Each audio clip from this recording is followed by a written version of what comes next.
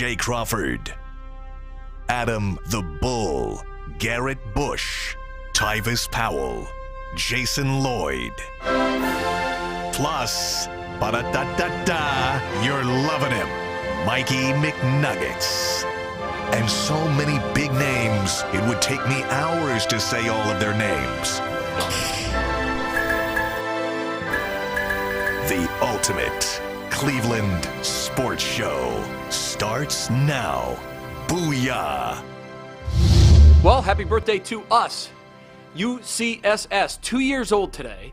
And I honestly have to say, I knew we'd make it. I know a lot of people are like, man, I never thought we'd make 2 months, or I never thought we'd make 1 year. I never doubted, because once this crew was in place, it was obvious that there was some sort of magic that was working in the whole space, the studio, the staff. Everybody just sort of clicked together. And the one element that we didn't know about after we had rehearsed was you. How would you respond? Would you come back every day? Would you turn to UCSS when there was breaking news? Would you flip us on seconds after the Browns game was over to either celebrate the good or help us cry about the bad? And the answer to all of those was a resounding yes. You've always been there for everything we've done, and that's why we continue. So thanks for participating in our little experiment. Happy birthday, UCSS. We'll make it 3 a year from today. 2-year anniversary, man. This is special. When we got the call to do this, they gave us like a runway of like 2 or 3 weeks, and we didn't even know we was gonna make it past 6 months. So it's a blessing to be here. 2-year anniversary, and we can't thank y'all enough for supporting us. We be seeing these other shows out here. We be seeing a lot of these other dudes. They don't be getting no views like that. We can't hate on that. You know what I'm saying? We here because of the people. We here because of y'all supporting what we do. We want to thank you so much for what we've been able to get done in these 2 years. We got more time to come. We got more stuff to come. We want to thank every single person that showed up on our show, from our contributors, Aditi, to Leroy, to the great Joe Thomas, The Miz, right? You know, Robert Smith, all, you know, we've had so many, Stephen A. Smith, we've had Tim Legler. We had so many names that we can't even count. The mayor has been here, and it just goes to show you that when you put your heart into something, when you put your all into something, and you genuine, and you got good energy, and you put it out there, it come back to us. So we want to thank you, Cleveland. Thank you for everything you've done for us, and it's 2 years and counting. And by the way, we done came up too. The jewelry looking good, the jersey looking good. I got glasses on. They don't even let people wear glasses. When last time you see somebody wear glasses that be in the media? That's because y'all let me get that off. Deuces. Welcome to the 2-year anniversary of the Ultimate Cleveland Sports Show. Where's my confetti cannon? Let's go. No, it's still falling out of the ceiling. I want a confetti cannon. Tyvis and Jason were not here for the 500th show. No, that's how important we are. But you're here for the 2-year anniversary. And no confetti. I'm about to say we don't get special treatment. No. I thought it was weird that J and G were not going to be here for the 2nd anniversary, so they sent messages. That was G's outfit yesterday. When G popped up on camera, you guys were both like, Because it's G, man. he is the. There was a movie with Danny DeVito once called Renaissance Man. Anybody ever seen this movie?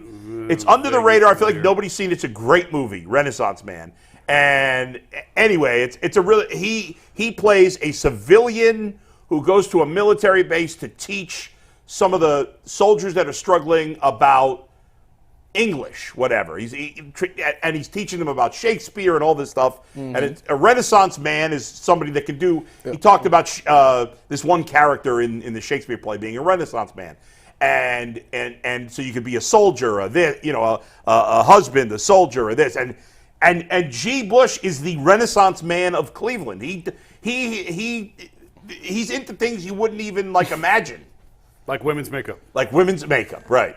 As opposed to men's makeup. Has he dropped this line yet? I mean, who knows? You never know what's going on with him. He's into military history. He's into science fiction. He's into Pokemon. He's into everything. I would pay good money to see his search history on YouTube. I would actually love to see what it's no telling what's on there. It's no telling what he be watching. You know how like some people will say about somebody like he marches to the beat of his own drummer? Yeah. That's G. Bush. Yeah. We love him. Oh, yeah. We love him. It's all with love and positive things. It's not a also said criticism at the at end all. of his video, he goes, "When's the last time you've seen someone in media with glasses?" G, turn on any television you've ever seen in your history of the world, and some guy in media has been wearing, or woman has been wearing glasses. Well, he meant like the shades and like. I'm just saying. But he does it cool. Most of the people wearing glasses on TV look like nerds. He's cool. He pulls it off. That's the first. That's the first time I seen Jay since. Yeah, it's been a while. Since he beat me in Truth or what's Baxter? What's the True or false? True or false? Yeah. Good night. We Been ain't so played long, it you in so forgot what it's long. I called. forgot the game. So we're excited about the second anniversary. Coming up in the back end of the show, probably 30, 40, 45 minutes, something like that, we asked for people to send us messages. They may be just comments, they may be a roast, there may be a question, and we'll play them one at a time, and then we on the panel will react to whatever they do. The reaction may be to laugh, the reaction may be to answer a question. I don't know. Mikey has more details on that. Yeah, I just want to properly contextualize some of the stuff we receive from our fans, and thank you guys for being a part of this for 2 years. We do this because of you, and you make this as fun of a job as it is. And some of these are awesome, and one in particular is something in a million years I never expected to get. Is that the one you showed me? Did I send it to you last night? You played it for me after I thought you wanted it to be a surprise for everybody. podcast. Is it the one you played for me after the podcast? Yes, Jason has seen it. Yes, Okay. Jason saw it. It's a bad job out of you, Mike. That is a bad job out of you. No, I'm special. I What? should get You to see are? it. I know Yes. you are. I should get to see Trust it. me, we Excuse know. me. We do shows That's with true. you. We know. Yeah. I'm so special. I have yogurt all over my hoodie. What a slob. It looks terrible. I didn't know it. So I was making the smoothie. Look at this. I mean, look at this. You know what that really looks like. I right? know what this really looks like. Trust me, I know what this really looks like. What'd you do this morning, Jason had a little extra time on his hands. All right, hang on. Let me explain. Steve Jason just got did it say there. he was Give up him a at wet 5 a.m. wipe. this morning. I was up at 5. Get I this did man radio. a wet wipe. So I was making a Did it right on the smoothie. company's jacket. I was making a smoothie this morning. It's delicious with like yogurt. Yeah. And I got a little aggressive on the pours though. So I put the lid on and it kind of like splattered and I didn't know it got. And I was like cleaning it up. And now I've got like yogurt in the blender at home. I got to go home and clean up. And I didn't realize that the hoodie got that nasty. Yeah, it's bad. Until I was upstairs in the kitchen here before the show. Yeah. And I was making coffee. And I looked down. I was like, "Oh, you got what the? You come on!" And Interesting choice of I'll words. say there, nice choice of words. I kept catching myself. But it looks horrendous. But I'm wearing Look it. at you. We're It's still going to just, make it through. just in shame. Just look at it. It's just disgusting. Just in shame. I look. I can't even You say look like a what- mess. The walk of shame. We'll put up with you anyway. We're going to get to the Guardians later. Kyle Manzardo gets his first hit. It's the time of year where outside of the schedule, the NFL is there's things about you got to throw out some stories about the NFL. So a couple of different entities put out their best defense list. We'll see where the Browns rank on that. We get to talk stadium, your favorite. And then the stadium talk, which is the worst. I mean, it's the worst. Our executive producer, Steve, is in studio for the first time in forever. We haven't seen him in a while. Steve's behind the glass. Earl and Anthony are behind I dressed the up glass. for Steve. I Yes, you wore did. my best. That's why you did that. My So best there you go. smeared hoodie. So a lot to get to. We go from smeared hoodies to Mike McNuggets. I don't like that transition whatsoever. But let's get into it, guys. FanDuel, as always, on our 2-year anniversary, continues to be our favorite sponsor. It is winner take all time in the NBA and NHL, and FanDuel is giving you a shot to bring home a big win of your own. Right now, new customers get $150 in bonus bets with any winning $5 bet. That's $150 to spend on spreads, money lines, player props, and more. Just visit FanDuel.com/UCSS and make every playoff shot count. FanDuel, America's #1 sportsbook. And as always, if you guys have a winning ticket, make sure you guys send it to us on Twitter via email so we can feature it on the show. Game 2 of the Celtics Cavaliers series is set to tip off tonight at 7 p.m. In Game 1, the Celtics won by 25. The Cavs were offensively challenged. Donovan Mitchell scored 33. No one else scored more than 17 points. So I'll ask this question to you guys ahead of Game 2. Assuming Donovan leads the team in scoring, who finishes number 2? Who will be the second leading scorer for Go the ahead. Cavs? Start us off. Again, for the 500th time, it needs to be Darius Garland. Why do I say that? Because it could be Evan Mobley, and Evan Mobley, to me, has the advantage in the paint. I mean, Al Horford's on him, and he's a little slow, but I feel like he could dominate down there. But the thing is, the Celtics are hitting threes. Like, that's just what it is. We got to at least match their three-point shooting, and the only person, Stru's supposed to be able to do it. I don't know what's going on with him.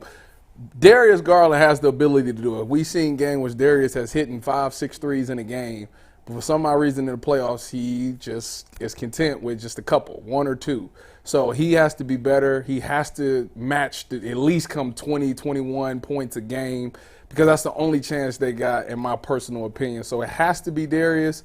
We'll see if we can get that from him. Jason. You ready? Yeah. George Niang. You're not serious. No, I'm not. He took my answer. George Niang. No, For the 501st time, say it. I mean, by the way, George Niang's been so bad, they should take away the S on the end of his name. He should lose that S for being such a pathetically bad player in the postseason. All I'm saying George is Klang. this offseason we spent a premium on shooting. And the 2 shooters that they can't shoot. And it's unbelievable to me that y'all, we went to the finals last year. Oh, he's got a ton of playoffs. Doesn't matter. The rookies look better than this guy. Sam Merrill hit more threes than these guys. Look at how bad Donovan's been from 3, by the way. I know. As good as he's been overall, he's been terrible from 3. Yeah, he was better in game 1. Yeah. You're right, Tyvis. It has to be Darius. Just from a 3-point standpoint of you got to take threes, you got to make threes. If it's not Darius, it probably means trouble for the Cavs. Even if it is Darius, it's trouble. It could still be trouble for the Cavs. Yeah. Well, Darius has to play like an all-star. That's the only way they have even a chance in this game, guys. He has to play like an all-star. He's obviously the answer. Evan Mobley, to me, the ship has sailed. All the hype you guys have been doing about Evan Mobley for 3 years, I'm completely out on Evan Mobley. He had 17 and 13. All right. That is the most misleading 17 points ever. He scored them all in garbage time, pretty much. You know who was balling at the beginning of the game? Like, around like Okoro. the second. Yes. I was sitting there like, if he and then in the fourth quarter, he's shooting air ball Let me ask threes. you, wait a minute. When he started doing he had like a 7-point stretch. When he did that, I said, oh my God, we got a chance. Tyvus, when you played at Ohio State and when you played in the NFL, you met guys, and some of them were dogs and some of them were not dogs, right? Yes. Was there ever a guy you met that was not a dog that became a dog? Is that possible? Terry McLaurin. He became a dog? He actually, so the funny story about Terry is we did. You mean good dog or bad dog? I mean, like good dog. Like dog on the field. He like he plays with that killer Terry instinct. McLaurin. So Terry. You think you could learn that and that could happen? Yeah, it could happen. Okay, but it's rare. Quick story. So Terry, when he was a freshman, he got like, it just wasn't good. Terry struggled a little bit. Yeah. So we did circle drill. This was like towards the end of camp. Yeah. Is that where you put soap in a pillowcase and beat him? Like in Full Metal Jacket? No. Get a circle and beat him? No. And you have not seen Full Metal Jacket, have you? What is, no. Anyway, circle drill. Two guys go at it. Boom. Y'all push each other. Whoever get pushed back loses the drill. So Terry goes. Terry wins. But at this point, the coach, the wide receiver coach is on him. The OC's on him. Coach Myers on him. He wins that drill. Yeah. He snatches his helmet off and he says, "I'm not a P? Yeah, anymore." A P or a B? A P. A P. Oh, and we started laughing because you're insinuating that you were one. That's right. 10 minutes ago. So, to answer your question, yes, you can do it. All right, but you'd admit it's rare. It's rare. Right? Evan Mobley's not a dog. Let's face it. He's not. I doubt he's going to turn it around. He is soft as Charmin. He plays with no toughness. Anything I'm saying unfair? He plays with no. And let me tell you something. These great defensive players they have, Mobley and Okoro, they're frauds. They're frauds because when they play good players, there was nothing. They both got completely bullied by the Celtics. That's not fair. Now they didn't get bullied by the Celtics? Jalen played well against Isaac in game one, but that doesn't mean that Isaac's not a good defender and he's a fraud. Like, let's against good dial it back a little bit. Against good teams. Isaac had fine numbers against Jalen in the regular season. The regular season doesn't matter. Okay, well then what do we? So because he had one bad game, he's a fraud. Run him out of town. Run him out. One bad game. You can't run him out of town. Are you insinuating that Yes. Isaac Okoro doesn't deserve his? What's them numbers, Mike, that he's projected? Well, He there ain't was a getting it. time where I thought he might get 5 for 80. I don't think he'll be that high. You would think, what about 5 for 65? I wouldn't pay him 5 for 5. He's just a guy. Stop it. Is he not just a guy? No, he's not. Just Do you still think Evan Mobley's going to become a do you great think, player? Do you? You know he had the best season statistically Yes, he's had. I'll admit it's unfair to kill him too much based on one game. Do you think That's defense fair. matters at all? Does defense Yes, matter it at all? does. Okay, then he's worth more than 5 for 5. That's a Happy Meal. I'm exaggerating, Jason. The point is he's not that good. Who, Isaac? And neither is Evan Which Mobley. one are you killing right now, He's Isaac killing, or Evan? He was can't killing tell. Isaac I- just now. well, But nobody- Evan's problem is he doesn't. When you look at him, he's not intimidating At all. It's just he like comes off as such a wimp he's out there. passive. Okay, but so did Tim Duncan. Third year in, Tim 10th Dun- year in. Tim Duncan was a 10th nice year guy. in. Tim Duncan was quiet. Duncan was a and nice guy. He, Yeah, but he was a but silent wasn't he a assassin. great player by his third year? He was very good. He was very Nick good. Nuggets- But Do you still think Mobley's going to become a great player? Because I just don't see it. the offense has not evolved. It has At not all. evolved, and Yeah. it needs to. Make- But like here, McNuggets did a whole study and This- said that guys' third year is the year that they usually take off. but also this matters. Like through the first round of the playoffs, contested shots. Evan Mobley led all playoff teams, 102 contested shots. Number 2, Brook Lopez, 66. That matters. Blocks, Evan Mobley, Yeah. 21. Second, Chet Holmgren, 11. That's not that a fair matters. comparison. That's not. Why? Because he I mean, played more games It's got to than be 7 per games. game. You got to do it per game. But Evan Mobley had 21 blocks in the first round. Yeah. The entire Timberwolves team had 16. like they that, play. It's less games. it doesn't matter. It's entire it's freaking Jason, team. It's I- a whole series. Nobody's versus one debating guy. that he's good defensively Okay, yes. against a real tough offensive team But in I think Orlando. that gets But- overlooked sometimes. Okay, fine, but he can't. He's useless So- on offense. so- He's Are not you- useless, but he has to Are get you much better. saying he's just a rim protector, a defensive anchor? No, Because if that's the case, you got 2. Hey, listen, I've screamed as loud as everybody. He's got to develop a three-point shot. He has to develop a three-point shot. His offensive limitation has derailed a lot of what they're trying to do, a lot of it. He's got to get better. But I think sometimes it just swings so far the other way that the stuff that he is really, really good and elite at sort of just gets brushed to the side and swept away because the only thing anybody cares about is the offensive side, and it has to get better. I totally agree. All I'm He's gotta saying get on better. defense is it seems to me He gets bullied. Obviously, he's very good on defense, but I don't think he's like this all-time elite player when it matters because he doesn't intimidate in any way. That's not true. He intimidates? Yes. How?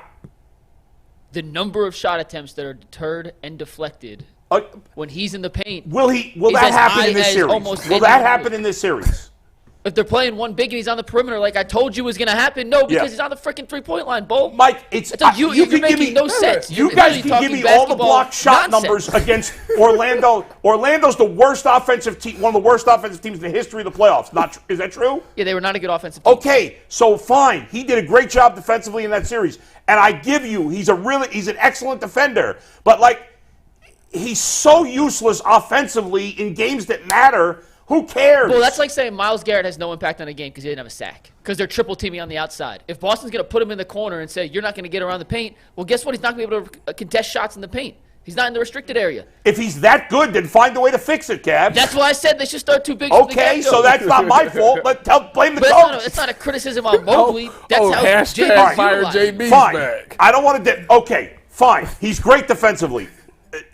You don't want to. I don't want to debate it anymore because it's a waste of Are time. you He saying- can't play on offense. That's he true. Has no. He has no toughness on offense. He's not a dog on offense, and he's never going to be. I don't think it's ever going to happen. I think it's unfair to say he's never going to be. Wait I a think minute. that's Are unfair. you? That's are- my prediction. Are you saying that if they had to choose between Allen and Mobley moving forward, you would trade Mobley?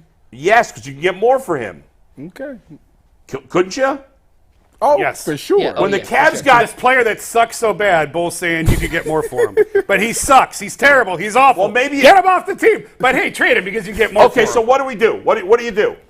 Because it's 2 postseasons in a row What do you do? that Mobley's been useless offensively. He has 17 to 13. I don't care. Don't put Titus, those numbers up. Those numbers 17 are is useless. That's like ridiculous. saying P.J. Walker's a good NFL quarterback. Hey. I mean, come on Hey, now. don't do that. Because you know how I feel about that. No, well, but I mean, it's May 9th. It is what it is with Evan right now. Like you're not gonna go and fix Evan Right. as an offensive player. But It he's is so what it is. far away, Jason. Isn't that fair to say?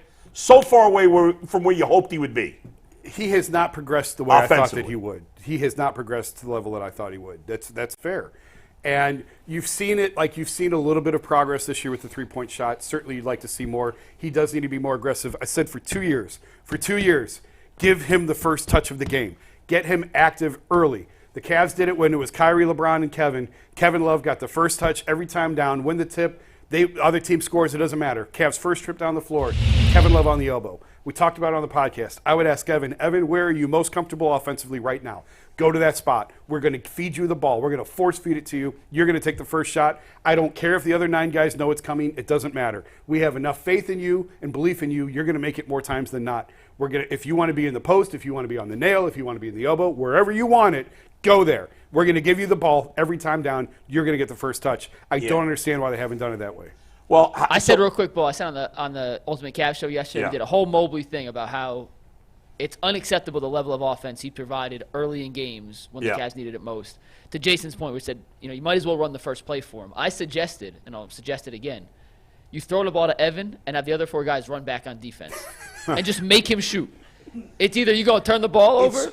Or you're going to shoot. You have no other options because you're the 4 get guys what you are on guys the are further end saying. of the floor. Maybe if the Cavs had a great coach, he'd be better. But don't you think the way, like his offensive game, he always looks so awkward on offense. He does. Right? And maybe looks like it's because he's Bambi. a lefty. I don't know what it is, but he's all never skin and bones. comfortable. It's because he's all skin and bones. Yeah. He's all elbows and knees. And he is a lefty. So it's going to Yeah. look a little bit different than what you're used to. He's got to get better. No one's going to argue that. Internally, they know he's got to get better. I'm just offensively. frustrated, and I know I'm exaggerating a little bit, but even on the defensive end, let me just say this. Yeah. Like, when I think about the great defenders in the history of the NBA, like, you're not putting him on that list, right? He's 22. No, not All yet. right. But he's really, really good. And he can guard guards. He can defend bigs. He is phenomenal I just want him to defensively. be a dog. Well, Yeah. Evan's not he's a lefty. What are passive. you guys talking about? What? Evan Mobley's not a lefty. He shoots an awful lot left-handed. Well, whatever. Who cares, Mike? I was looking He at shoots him. lefty. That's He funny. doesn't shoot lefty. No, he shoots right. All right, whatever. Doesn't matter. Stop nitpicking. That's my job. You didn't, but you didn't even answer the question. What? Who you got as the second leading scorer? It's got to be Darius, or they're going to lose by 50. And Darius is playing like a complete bum in the postseason. And everybody should be fired. Let me reiterate this. Kobe should be fired. JB should be fired. All the assistant coaches should be fired. Any assistant coaches worth keeping? Depends on who the head coach is. Luke. Fire them all. Luke. Fire the assistant GM. Fire it. And by the way, can Dan Gilbert for once, not hire the assistant GM? When was the last time the Cavs GM was not the previous assistant GM? Danny Ferry? It hasn't happened since David Dan bought Black. the team. I mean, how stupid is that? Dan bought the team, hired Ferry. Yeah. Ferry leaves. Chris Grant is promoted. Yeah. Chris gets fired. David Griffin is promoted. Griff leaves. Trent leaves. Kobe's promoted. It's always been Beyond stupid. David Blatt. What? What about him? He would. Oh, you saying Front a office. Oh, I thought you were talking about But- coach. Guardians do the same thing. You want a problem with that? Because the Guardians know what they're doing. The Cavs don't know what the hell they're doing. Who would be next in line if Kobe got fired? I mean, Mike Yancey's already has the title of GM. Kobe's the president. Isn't Mike from Cleveland? Yeah. All right, I don't want to fire Mike, but don't make him the GM. Jesus. He's from Cleveland. I don't want to fire You a wanted to Cleveland guy. fire everybody, but now that He's he a Cleveland guy. I don't so want to now fire now a he's Cleveland good. guy. Now he's good. 'Cause Keep he's- him. Everybody else you fire. God, All the assistant coaches. I don't know what to do with you right now. What have I said that's unfair? Tranquilize. I need to What have I said tranquilize that's your gun. unfair? You're just. I need to Why tranquilize. you want to your gun for fire you. everybody? Because the organization's Tase you. terrible. Now I will It's say. they in the playoffs. I'm in a mode of exaggeration. Just go with me for crying out loud. They technically, even if they bow out, Yeah. Bow out. they, There's no bowing going on. There may be. I mean, what's really going on here? I can't say. Even I can't say on the air what's going on here. You can't. They get taken to the woodshed in this series. You can't say that the organization isn't going like this. I don't think so. He's right. You went from the first round, rebuild. second The round. rebuild got off to a rough start Yeah. the first couple of years, but play-in, first round, second round. Let me ask you I this. said that when the playoffs started. Yeah. If they win a first round series, the organization can point to we have made progress. Excellent. Every Congrats, year. you beat the Magic in Each 7. year. Well done. Let me ask you this. Yeah. Is Donovan Mitchell going to be on this team next year? I have no idea right now. If you had to bet. I'm actually kind of leaning yes. Okay. I'm leaning. Then that's yes. promising. I'm Then actually leaning yes too. As of lately. if Donovan Mitchell commits long-term to Because Cleveland, I don't know where he's going to go, where he's going to be in a better situation, more set up to win than where he's at right now. He ain't going to the Knicks. If he signs a contract, I don't think he necessarily lives out the entire deal here. Yeah. But I'm tended. God, I hate that about the NBA. That just sucks. It's the way it is. By the way, buys listen, you I one know I'm more going year. a little crazy on the Cavs. I'm going too far. I'll admit that. I'm just frustrated because I want this. I watched the Knicks and the Pacers last night, and that's a great series, and both teams are battling, and it looks like an old school war. And I want the Cavs to play with heart and toughness, and it just looks so soft. And JB looks like such a doofus on the sidelines and standing. I don't know. No. It's the cross. You got. I hate that. It's the Stands there with the cross. It's not like a real cross, but the arms crossed. It just pisses me off. So I'm frustrated, and I'm going a little over the top. So I don't mean to. But I think if Donovan stays, if Donovan stays, then yes, I would agree with you guys. The organization is trending up. You still got to do it. But you still got to fire people. They got that core 4 thing is done. Oh yeah, it's done. You have to. Don't give me that look. Jason. Don't give me that look. Darius or at least 2 of them got to Darius or Donovan have to be gone after this year, don't they? Why are you looking at me like I'm crazy now? No, you're actually not. You're looking at me as if you're the cat who ate the canary over here. The only way. What are you saying? I don't think they're going to make major personnel changes. Oh my God. If Donovan forces their hand, that's one thing. What are they going to do? Just add a bunch of more white stiffs that can't shoot in the playoffs? I mean, how many white stiffs can we have in the playoffs? Is there anyone have a taser? Are you saying that there's not enough brothers out there? Yes, that's what I'm saying. Let me do a read. I mean, we got George Niang with his extra S. Yes. We got Max Strus. Guys, I can't hit a bucket to save his life. Niang's like 1 for 500. I can't believe it. After McNuggets promised us, he's going to be good. You just wait. Sam Merrill is a total fraud. We know that. If he were black, he would never get mentioned. Well, hold on. Speaking of Sam Merrill, reason Jason, they won you last series. Jason, you got some Sam Merrill number. Did you put the story out this morning? I don't know. I haven't looked. I don't know if it went up or not. What do you I'd mean? rather have that. What do you that mean donkey you white don't guy than know? Sam Merrill. You don't know Sam when Merrill. those stories go I up? filed it. I don't pay attention. I filed it yesterday, but I don't know if it's up or not. It's probably up by What's now. that about Sam Merrill? Yeah, I just think. You want to do this now? You might as well. No, let's do a read. Then we'll do Sam Merrill and get into our Game 2 predictions. Okay. All right. It is time, guys, if you're looking to go to an NBA playoff game, maybe Game 3 on Saturday night, Game 4 on Monday night. There's no better place to buy those tickets online than the Game Time app. Game Time is a authorized ticket marketplace of the NBA, which makes getting playoff tickets even faster and easier. Prices on the Game Time app actually go down the closer it gets to tip-off. So with their killer last-minute deals, all-in prices, views from your seat, and lowest price guaranteed, Game Time takes all the guesswork out of buying NBA tickets. I've used it before for Guardians games and Cavs games. It is easy, and the last-minute deals are the best you'll find on the market. So take all the guesswork out of buying tickets, especially NBA tickets, with Game Time. Terms apply. Download the app, create an account, and use promo code LOCKEDONNFL for $20 off your first purchase. Once again, create an account, redeem code LOCKEDONNFL for $20 off. Download Game Time today. Last-minute tickets, lowest prices, guaranteed. Are we interrupting you over here watching a show? I or what? apologize. I didn't mean to do that. Bull makes it 2 years and thinks he's big deal now. I've been a big deal forever. Who you kidding? Now? Now I think I'm a big deal? I always think I'm a big deal. Before we get into our Game 2 I'm not drinking predictions, cucumber juice like Jason over here. He's so calm, cool, and collected. With a stained coming out. sweatshirt and his cucumber juice. Leave my juice alone. It's a very Caucasian thing. Don't worry about it. It's a Caucasian thing to drink spinach, kale, pear, lemon, and ginger. You ever been a black guy that eats spinach kale juice? Hey, Tyvus. No, Tyvus, because only white people do stupid stuff like that. It's delicious. Tyvus, speaking of Caucasian, Sam Merrill may play a big role tonight for the Cleveland Cavaliers. That's a bigger and role. Jason- By the way, This real trade's not quick, going to track. we need to do a video of G. Bush and Earl going into a store and ordering a spinach and kale juice. Now that would be funny. What's the? Have you? You're a health nut, are you not? Yeah, but You've Health never nut has drank gained 40 spinach pounds and in the kale? last month. no. It's really good. It's All right, talk to us about Sam Merrill. Trying will to ya? sell me on it. It is. I don't want to be the only one drinking this. I mean, I've got smudge on my sweater. I've got green juice, like. So this is a two-part conversation.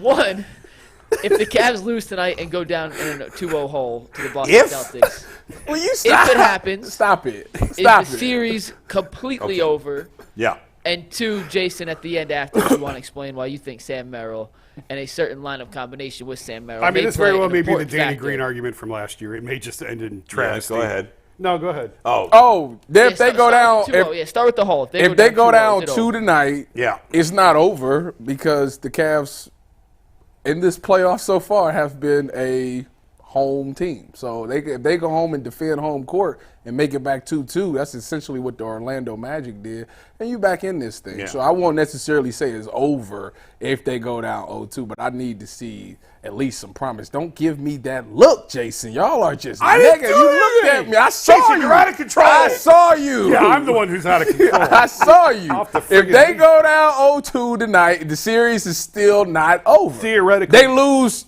the next game, it's over. Well, theoretically, you are correct. Thank you. If you lose 2 road games, well, then that's just what was supposed to happen, and you still have home court. Theoretically, you are correct. Realistically, you are not. If they're in an 0-2 hole, I have a hard time believing they can come back and tie this thing up. And at some point, you have to steal one at the Garden. And we've talked about their struggles as a road team. Oh, and what is it? 6 now on the road the last 2 years, right? They 2 in lost New 2 York. last year. 3 this and year. 1. Yeah, 0 and 6. And I haven't updated the numbers. Yeah. But prior to game 1, they had lost those road games by an average of 19. Yeah. And then they lost by 25, so that just went up. Yep. They have not been a The good road team. Cavs, without LeBron James, have won 7 road games in the history of the franchise in the postseason. And obviously none. Most of those in the 80s. This thing Yes. gonna go to 7, like I said, and the Cavs gonna have to do something they never done And before. PJ Walker hit a buzzer. They're gonna beater have to pull it out. win. They're gonna have to win in the Garden in Yeah. 7. All right, first of all, you know there's no chance this series is going to 7. Says who? None. Says who? No, you don't even believe that. There's no chance you I really know believe that. how. And the discussion, listen, we all want the Cavs to win. But Why are you so negative today? You ain't sharing one positive thing since this show I like your started. sweatshirt. It's Thank a very you. nice I sweatshirt. appreciate Do you like that. mine? Not at all. If it wasn't stained, I would like it. I'd like the athletic. The series is already over. We all know that. Stop it. Yes, Stop it. Somebody get him a Snickers. I don't like Snickers. Here, I'd have rather- some green juice. No, I'd rather have a Three Musketeers. But maybe that's why I'm crabby. I actually haven't had anything to eat today. So you hangry. I'm actually not crabby. I'm frustrated. You know, when people say, "Oh, you're not really a Cleveland fan," I am. I want the Cavs to win. I'm pissed off that they show no heart at all. And I think they're going to get swept. Don't They're say not going to win this game. They have no chance. And they're going to get destroyed. So it's There's not, nobody you that realistically thinks they're gonna win this You said Celtics in 5 2 days ago. I was an idiot. Celtics in 4. I don't. Celtics. You think the Cavs are going to win a game in the Boston Garden? Are you out of your mind? No, but I think they'll get one at home. I do. Cavs in 7. Well, but they're not going to win tonight. He's saying Cavs in 7. Come on. Well, he thinks PJ Walker's an NFL quarterback. He doesn't even have a job on What is going on? You enjoy this side. PJ Walker is unemployed right now. I can't believe it. It's shocking, actually. Yeah. You it's know what? shocking that he's not working at Burger King. You That's should what's be his shocking. agent. You should be his agent. It's one of those things that you'll miss him when he's gone. No chance.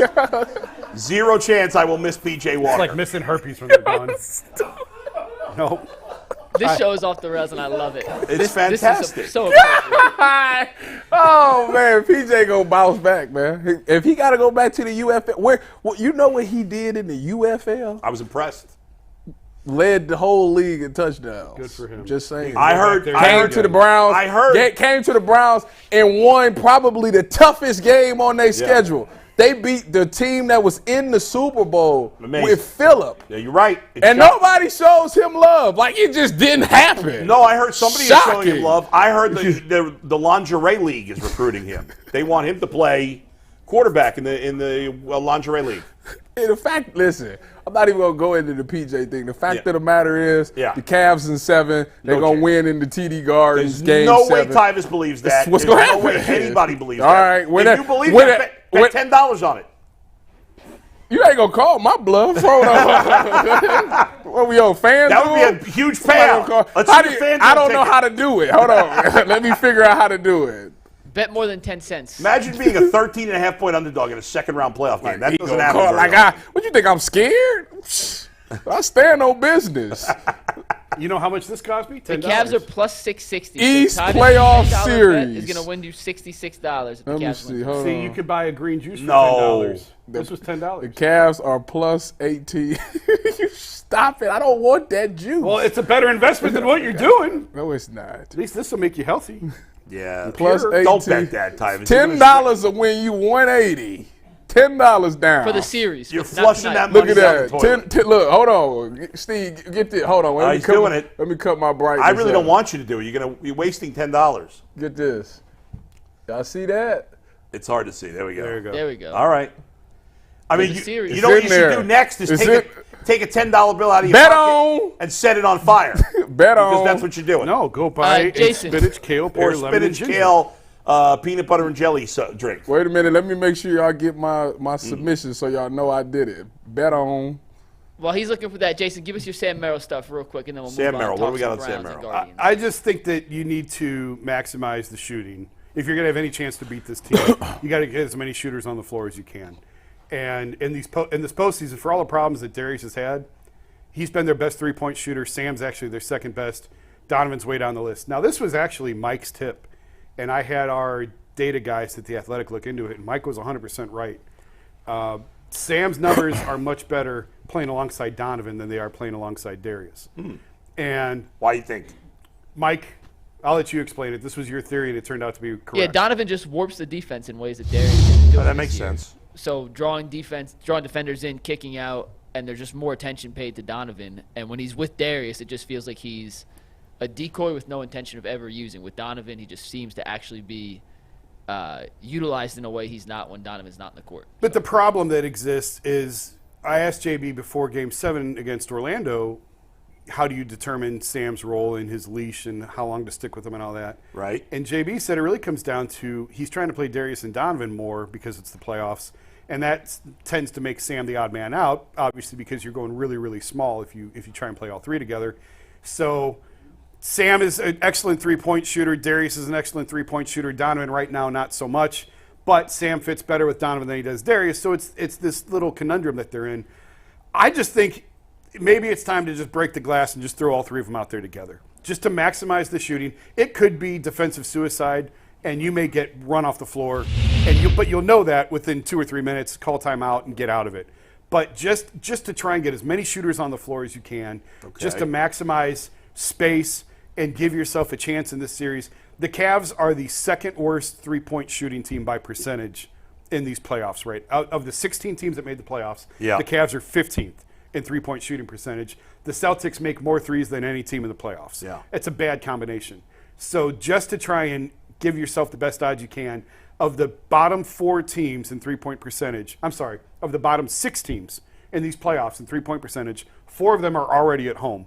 The only 2 left are the Cavs and Denver. Yeah. The Cavs are in an 0-1 hole. The Nuggets are in an 0-2 hole. Yeah. And the Nuggets got smoked in their 2 games. And so and it was in Denver. Sam Merrill was 0 for 5 from 3 though in the last game. Yeah, I know. 0 for 4. And that was alongside Donovan.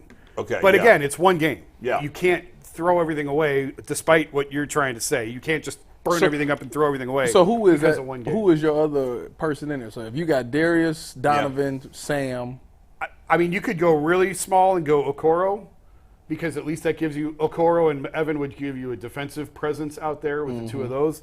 It leaves you really, really small though. But like this is you got to try something. Yeah, because they went very small at one point with Tristan when Mobley was out. At one point, I don't know how long they had this lineup, but I don't remember who the other four were. But it was basically Tristan and four guards at one point in that second half. Yeah.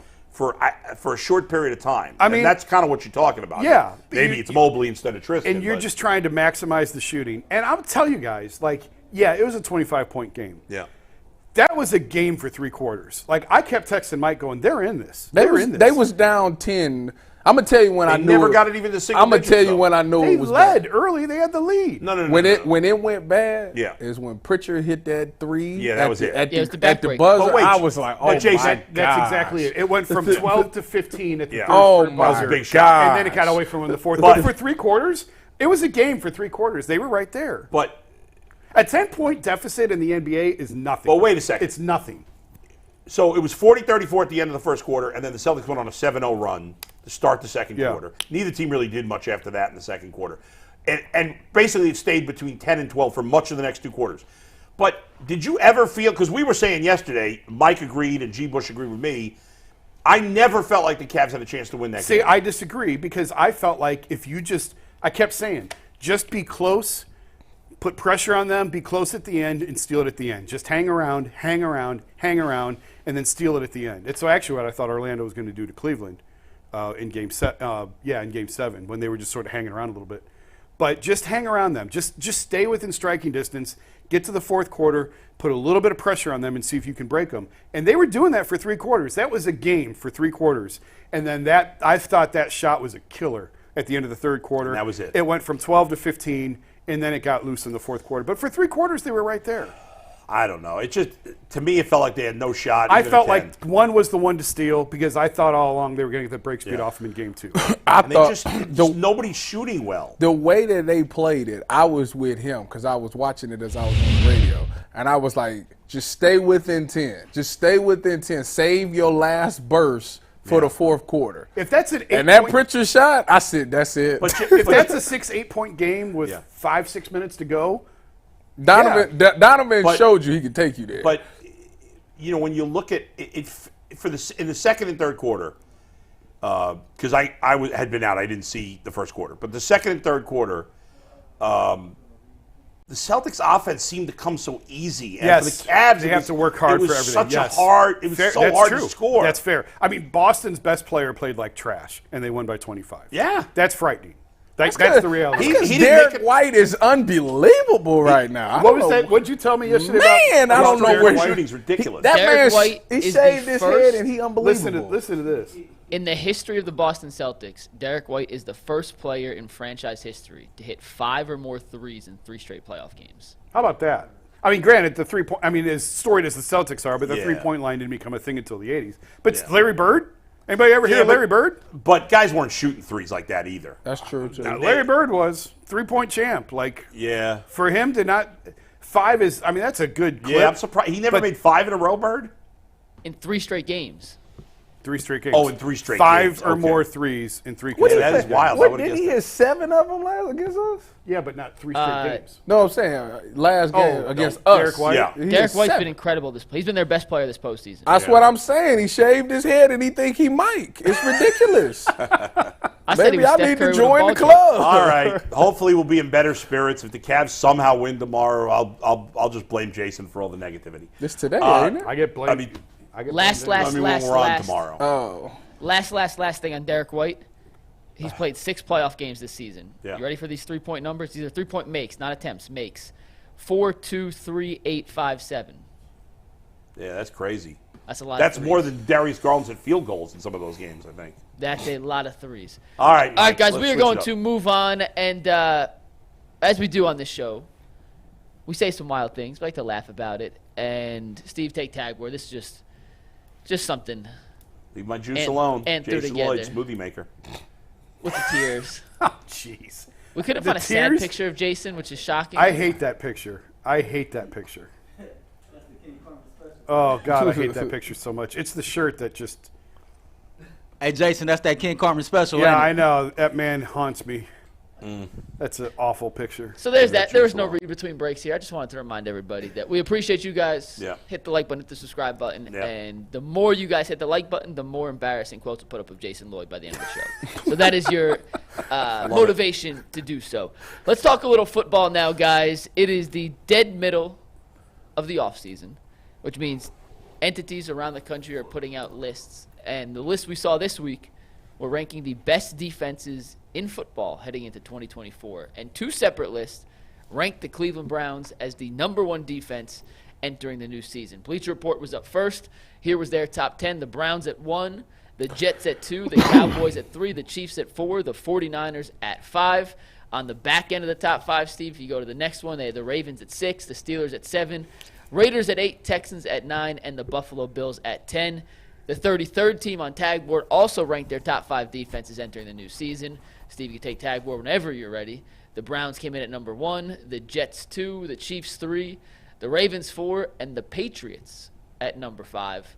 We could ignore the other top teams, but let's focus on the Browns here. Are you buying the Browns to have the number 1 defense in football heading into 2024?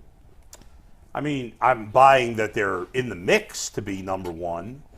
I think it's stupid to say number 1 when clearly none of us are doing the homework on other teams. So how would we know? Like these guys, I'll say give them benefit of the doubt that they're doing homework on all the teams to know who they think is going to be number 1. I don't know enough about the non-AFC North team's defense and the little pickups that they made this offseason to know. But the Browns were one of the best defensive teams last year. And so I expect them to be one of the best defensive teams this year, guys. But, you know, let's face it. They took advantage. A lot of their great defensive games were against poor quarterbacks. Yeah. They were trash on the road defensively. And they embarrassed themselves outside of JOK in the playoff game. So I think there are real questions about the Browns' defense, about how good they are. But despite all that, I still expect them to be one of the better defenses. Yeah, they're not going to be the best defense in the NFL because of Patrick Mahomes, Justin Herbert, Jalen Hurts, Dak Prescott, Lamar Jackson, Joe Burrow twice. Like that is Lamar twice. Yeah, Lamar twice. It is a gauntlet. Tua. Yes. It is a gauntlet of the top quarterbacks in the NFL that they have to play this year. Just for that reason alone, right? They will not have the number 1. That doesn't mean they can't be a very good defense. Right. Numbers wise, they're not going to be number 1. Probably not. No. Well, it depends on what you measure and how are you measuring it. Like what? It don't matter. Oh, it does. Well, how are you measuring it? How would you measure it to where they could come out? Usually they measure it off of what, total yards given up in the season. I think that's bogus. So I would look at it as if you are top 3 in interceptions, sacks, average yards passing, average yards running, rushing, or in points. I think that's the points one is probably the biggest one. If you can be number 1 or in the top of 3 of all of those categories, you could be at a number 1 defense to me. I think they got all the personnel to be able to go up against those things because, yes, they're going to play this excellent quarterback play this season, but I think that if they address the pass rush as far as going on the road, because I think that was the biggest thing.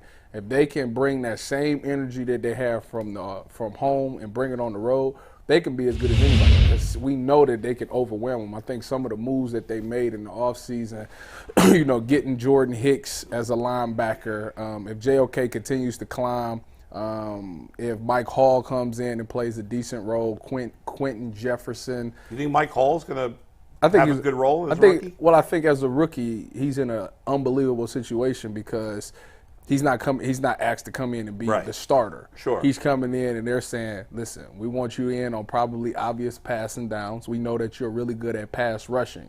So when he comes in, it's an obvious pass, and they're only telling him to get vertical, get up the field. Do your best move, get up the field. Don't think about nothing, just get up the field. That's all I want you to do. Flush the quarterback. And if you flush the quarterback, maybe you've run into Miles, maybe you run into Zadarius. I think the biggest X factor this season is Zadarius Smith because if he can get back to what he once was, because he had a down season last year. If he brings that pass rush like he did before, and you get that from the interior, you'll really fluster these quarterbacks and make them make bad decisions. I think the secondary is good as long as they're healthy. When you look at it, they really got everything you need to be successful. I don't see why they wouldn't. It seems like the Browns have something that not a lot of teams have. And this is banking on what I saw from JOK last year following up, is that they have a special player at all three levels. Yes. We know Myles Garrett's special. We know Denzel Ward's special. JOK was special last year. He's got to follow it up. Those guys have done it more than one time. Mm-hmm. But I thought JOK was special last year. So when you have a special guy at all three units, that gives you an advantage that a lot of teams do not have. I don't know how many other teams have that, but I bet you it's not very many. So that's good. They also have, especially on the D-line and in the secondary, a tremendous amount of depth. Right. They have solid players going deep down the roster. My biggest concern really with the Browns defense is the age of a lot of their defensive linemen. Yeah. They got a lot of old guys, and we're saying like Zadarius Smith, the traditional stats were not great. The analytics were excellent. So what's the reality? And could he go off a cliff this year? I don't know. I think that's what my concern is. Some of the age on the D line. Mikey, let me see that the sack numbers from the D line again. I just seen it. Let me see what it was, because you got to remember now. The good news about them is the depth part, because they're going to rotate their defensive line. So if you're asking somebody that's 32 years old, hey, I just need you in there for 2 plays. Just give me your best for 2 plays. And you're getting out, we're going to give you a blow. That helps you. Right, so I think like Double O got hurt last year. And he had 4.5 sacks last year, and he missed 6 games or something like that. I think so. Now that you got that, you got those guys that's rotating in there. It keeps everybody fresh to where the age part of it may not play that significant of a factor, because you got younger guys that's going to expel you out and give you a couple of blows. I love to see him get JOK more involved, though. That 3.5 should be a good 5. Mike, how many games did Ogbo miss? Can you check that out? I thought he just missed 4. I didn't think it was 6, but okay. What? I don't know. You might be right. Maybe it's 4. I think it was the minimum, wasn't it, for an IR stay? He played in 14 games, and he got hurt early in the one, so he missed 3 full games. Oh, so he didn't go on IR then? Yeah, because they No, remember they didn't put him on IR. Yeah, that's right. Right. So he basically missed 4 games. Okay. To me, if the Browns are going to be a special defense this year, guys like Ogbo, Alex Wright, who had a nice end to the season, and maybe even Mike Hall, especially in the second half of the year, kind of like we saw. I know Alex Wright wasn't a rookie last year, but we saw him step up at the end of the season. Maybe that would be the same for Mike Hall this year. Yeah. So I'm not expecting that much from him early in the season. Yeah, no, I'm not. Yeah. But you need the young guys on the defensive line to make their presence felt. Yeah. And they've got to be impact players. And I think there's room for growth with all those guys, Ogbo, Wright, and certainly Hall, because he's never played. If those guys... Well, what you see and what you're saying is that's the second unit that's coming in. Right, but I think they're going to need it because some of the guys they're behind are older. Right, but I'm saying they're not like first snap of the game. That's not they're not going to be out there. So what I'm saying is when they come in, it's just for a couple of plays. Y'all going to be the younger guys, so y'all going to get 2 or 3 plays. We need y'all to go hard. Yeah. Like I say, Mike Hall and Quentin Jefferson, even though Quentin is 30, he was a productive pass rusher out of defensive tackle. So what did they do? Go get somebody else that's younger that can give you that same thing, and Mike Hall. Same thing with Zadarius Smith and Alex Wright. Zadarius can give you that. Maybe he can't give it to you for 4 straight downs. That's when Alex Wright comes in and he can be productive. When Miles need a blow, Double O can come in.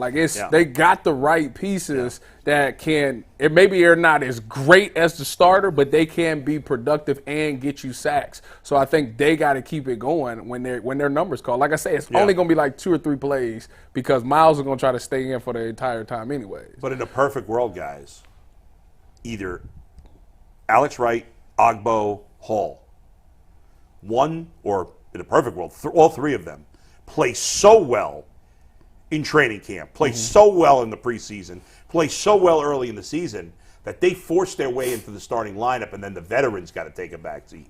I think in a perfect world that happens because that means their game has gone up so much. Yeah. At the end of the year, if we see Alex Wright with 8 sacks and Ogbo with 7.5, and then Zadarius is still at 5.5 or whatever. It just needs to be consistent. Like Miles is going to do what Miles does. Miles got to finish the season because we all know that he fell off, and that not every just year, not just him, the entire offense, right, the entire but defensive line. As he goes, they go. Yeah. Yeah. So he needs to put together 17 complete games where he's out, which is hard. It is hard to do as a elite pass rusher. It's hard to do, but you want to be like T.J. Watt and you want to be up there with the top in the game, which you are. But you gotta admit that he fell off a cliff last year towards the end of the season, and it allowed the rest of them to do the same thing. If they put together 17 games and Alex Wright doesn't take till Miles falls off to step up, like they can get way more sacks than they had last year and be way more of a difference maker. And they're gonna have to be because they're going up against all these good quarterbacks. That yes, you got the secondary that can hold their own, but they can't do it for 4 straight quarters in all these games in a row. It's the final flaw of Myles Garrett. Mike did a deep dive into this last year, Jason. Yep. Every year he tails off at the end of the season.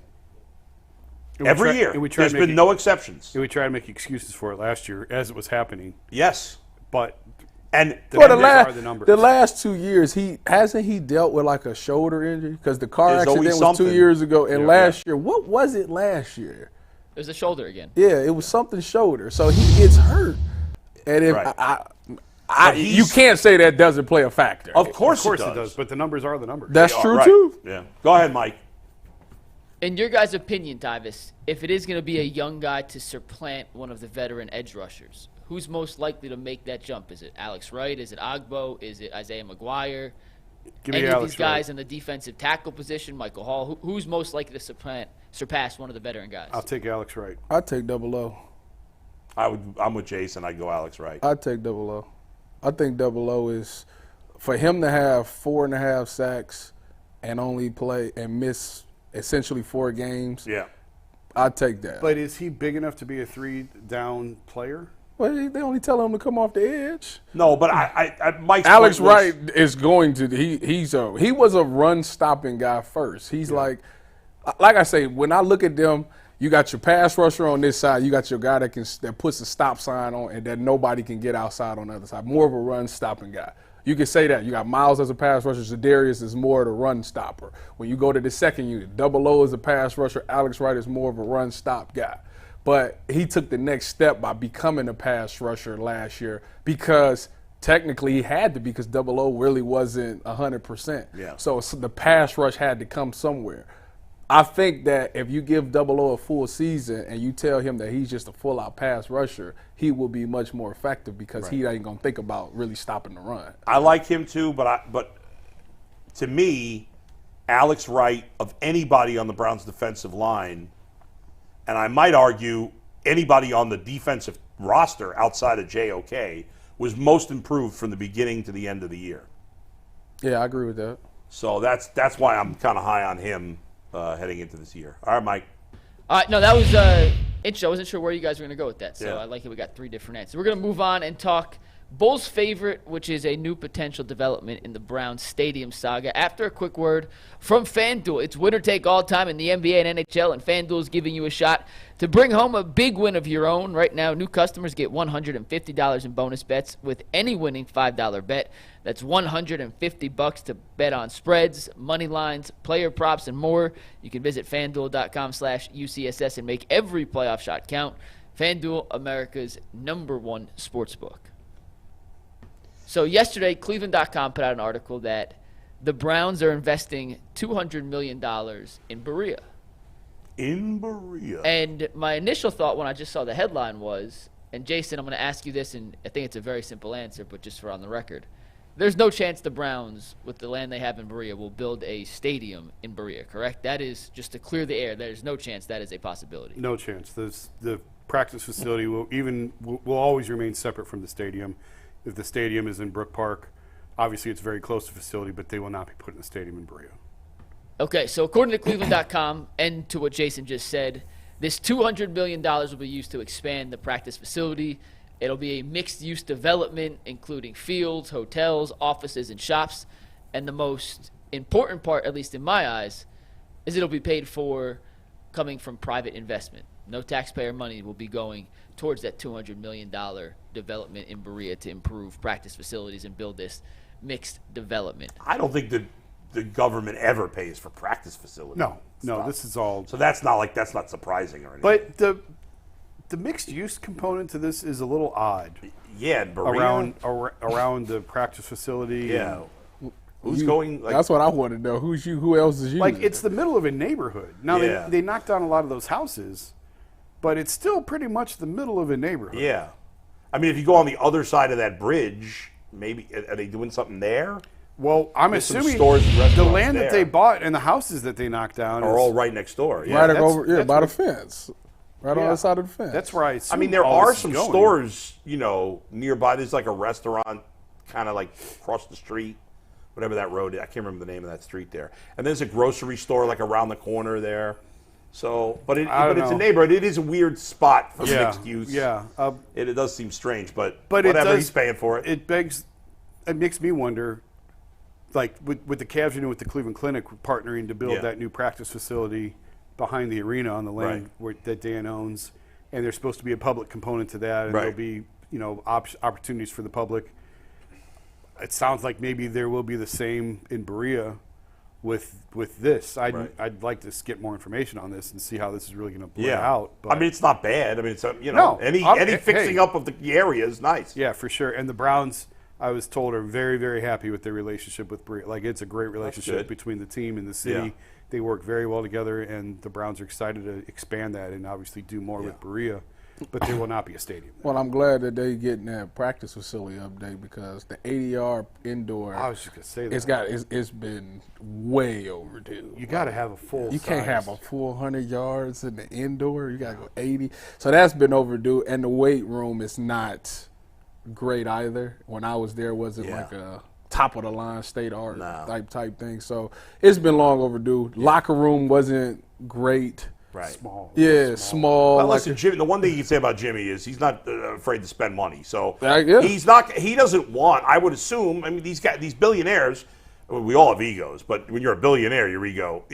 He doesn't want players saying his stuff is crappy when the other teams have nice stuff. So Well, he's the one that came out when the stadium plan came out. He was talking about, this is Cleveland. It's time for Cleveland to start being the top of the line. We need to be hosting Super Bowls. We need great facilities and all of these things. We need to stop thinking mediocre and stuff like that. So apparently this is his way of saying, like, I'm about to show y'all that we can be he can make this become more of a free agent destination. yeah. Well, good luck. Yeah. You've Don't been. do that. Well, I mean, in the NFL, it's not like The basketball. NFL is a little bit different. The NFL is whoever pays me the most. That's where I go. You played over there. You played in the league. You've been in that building. What is the most important thing that they need as part of renovation of the practice facility? What's the number one most important thing that they need? Recovery. I like places that got good recovery rooms and stuff like that. Post-practice? Yeah. I thought you'd say indoor practice field. That's interesting. I mean, that's a given. I thought you was taking that off this. No, I this just- kind of in general. Everything. Oh yeah, Weight the room, indoor, all this stuff. yeah, the indoor yeah, facility. Yeah, because you spend the most of your time on the indoor or the weight room. Those Yeah, are the right. two most Those are the important two most things. important things. But you also want to have a good recovery room too. How big is the Woody's indoor? That thing is massive. They need a new one. Do they really? Yeah, it's like over 100 years old. It's outdated. It is massive. They've been talking about trying to get a new facility down there. Wow. Who's paying for that? That's a great question. That's what they're trying to figure out. I'm telling you, man, That's what this they is trying to like figure out. everybody's coming to the table at once. Yeah, We it got is. the Bengals stadium issue, the Browns stadium issue, Yeah. the Guardians and what they're trying to do with that's lower level. mean, compared to this other stuff. 'Cause you Now, gotta think- Ohio State's coming to the table. The Woody, I don't know how we got Ohio State, but Ohio State, they just renovated their locker room when I was there. Yeah. And already it's outdated. So, like, now they trying to. Well, let them pay for it. They got rich alums. Hey, Doesn't benefit anybody but the Ohio college. State has a ton of alumni. Everybody Yeah, just donate exactly. $5. There you go. You'd be amazing how much money you got. By the way, real quick on the Browns, I know a lot of our fans love this guy, so I'll mention that yesterday, for the second time, coincidentally, in like just a few weeks, I was telling Jason before the show, I ran into Doug Deacon We just happened to be at the same restaurant at the same time 2 times in the last 3 weeks, and we were. I won't say the restaurant because Doug doesn't want to. Probably everybody harassing him at these. Yeah, because everybody goes up to him. But it was good to see him. He's doing good. He's playing golf. We talked about the potential indoor stadium and whatever. But he was telling me a couple of. I did not remember that he was a tight end coming out of college. Did you know that? No, I don't think I knew that. He was a tight end coming out of college, and I think he said it was the first regular season game he was ever part of. The right tackle for the Browns got hurt, and he had been practicing as an offensive lineman, but he had never really played. He had played like a quarter and a half in the preseason because he was telling me in those days the starters played the whole preseason because that's how they got ready for the year. And they played like 6, 7, 8 preseason games. Yeah, 6. It was 6. 6? Because they had jobs. Like Deke was a substitute teacher in the offseason. That's crazy. I mean, it's nuts. But they threw him in at right tackle. He did a pretty good job, and he kept the job. He kept it. Wow. You know? Yeah, I remember talking to him once Yeah. about the number of games, how high the number preseason. Yeah. And they were all over the place. Oh, my like God. They were all over the place. Maybe in the beginning it was even more than 6. I don't know. But I remember it being 6. But Well, when they go to 18, it's going to be 2. yeah. Because if you add another game at the end, you got to cut a preseason. Really? Yeah. You only need one. What, 1 preseason game? Yeah. One preseason. They should, yeah. That's all you need. You tell that to the guys that's undrafted that's trying Well, to that's make why the you need team. that one. That's Wait, what the one No, is you for. need 2. But with the joint practices now and with everything else. I'm fine with 2. The starters play 1, and then the Exactly. everybody else plays 2. Yeah, exactly. I just, But, the people that's not going to make it just Yeah. need tape. Did you hear? I mentioned this yesterday. If they go to 18, they're probably going to go to 2 buys. I saw that. And I was mentioning this We're going to yesterday. get to the point that football is year-round. Oh, so I love It is already. The UFL's going currently. Joe Burrow said that if they go to 2 buys, they should do the 1 buy like they do it, where it's like 4 or 5 teams each week, and then there should be 1 week during the season where everybody doesn't play. It's off. But they won't do that because they don't want to give a week of football. But I thought about that, and I said yesterday, that they should do, instead of doing 1 week and there's no games, have the second bye be 2 weeks. 1 week it's the whole AFC's off. 1 week the whole NFC's off. So you still have games for TV. Yeah. But this way there's no big advantage in that second bye. Right. Yeah. They used to have 2 buys. Right, for a couple of years. Yeah, not very long. I don't know why they went away from it. Did we ever get an answer? I think it was because they were worried about having not enough product Losing for TV. money. Yes. But right now you play 17 games in 18 weeks. If you go to 18 games in 20 weeks, that's 1 more game, but 2 more weeks of TV. Doesn't that push is that the Super Bowl that get pushed to Well, if they push it 2 President's weeks, Day? if they push it 1 week, it's President's Day. They could They could also dial back a week early. Is that right? They could do that too. They want to have it on President's Day because people, not everybody, but a lot of people are off on President's Day. So if you start a week early and you end a week later, you get President's Day, right? And you get your extra 2 weeks. That's right. That's right. All right, go ahead, Mike. Let's talk a little Guardians, guys, Good. before we get into our 2-year anniversary special. Once again, thank you to everyone who sent in videos. We've also gotten 2 submissions since the show started. So we have even more, and I haven't seen them, so hopefully they're not vulgar and off the rails because I can't listen to them. Like the rest of the show is? Yeah, right, honestly. By the with what way, we've gone speaking of through which, so can I? far. Can I do this real quick before you Yeah, do do it. Yeah, absolutely. So Earl posted a video because Earl went and spoke to a class, and he posted a video. It was a great job by Earl. Earl is great at giving back to the community. He has worked his ass off to, come out of the tough circumstances he's been through and continues to be through with some, with stuff going on in his family. But and he gives back. He's gone and spoken in prison. He's gone and spoken with young kids where seeing him have the success and how he's come up in his career is great. But I thought it was funny that people were responding to this video and saying, "Oh, don't let them watch Bull, because he might curse during the show." First of all, I'm great with kids. You know that, Mike. Bull is very good with kids. And I would be great with kids. I'm great with kids. And number 2, kids hearing people cursing is far from the biggest problem on this earth. All right?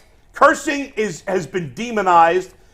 Kids are not hurt by cursing. They're hurt by violence. They're hurt by a lot of the sexual stuff that's on TV. That's a problem, not me cursing. So stop complaining about me cursing. Not that they were. All right, guys, if you want to Earl, go good to a job out Cavs, of you was the yeah, bottom Earl, line. shout out. That was awesome. Yeah. Go ahead. If you want to go to a Cavs playoff game, a Guardians game, maybe Game 4 on Monday night. There's no better place to buy your tickets online than the Game Time app. Game Time is now an authorized ticket marketplace of the NBA, which makes getting playoff tickets even faster and easier. Prices on the Game Time app actually go down the closer it gets to tip-off, with killer last-minute deals, all-in prices, and views from your seat, plus their lowest price guarantee. Game Time takes the guesswork out of buying NBA tickets. So download the app. Create an account. Use promo code LOCKEDONNFL for $20 off your first purchase. Once again, create an account. Redeem code LOCKEDONNFL for $20 off. Download Game Time today. Last-minute tickets, lowest prices guaranteed. And if you wait till like day of, you're going to get some great deals. You do really get they have some awesome deals. And use that promo code LOCKEDONNFL for $20 off. Bulls a crazy Guardians game yesterday. Manzardo got his first hit.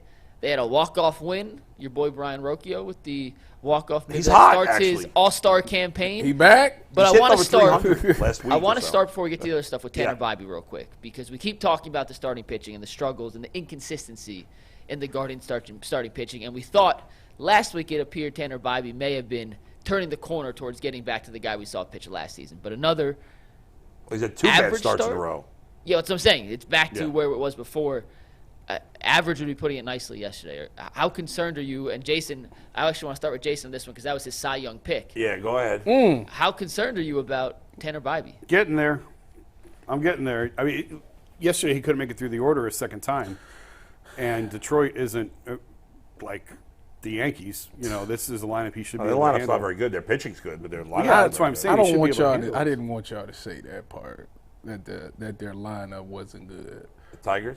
Man, have you seen? They've been hitting against us the past 3 games. They scored 11 the other My day. God, Their best hitter has yet to hit a home run, and he's batting about 215. It's amazing. I was listen. I didn't. I when y'all talked about the pitching thing, we need to trade for a pitcher. I said, y'all, it's a little Yeah. premature. Like y'all need to just ride this way. I'm getting there.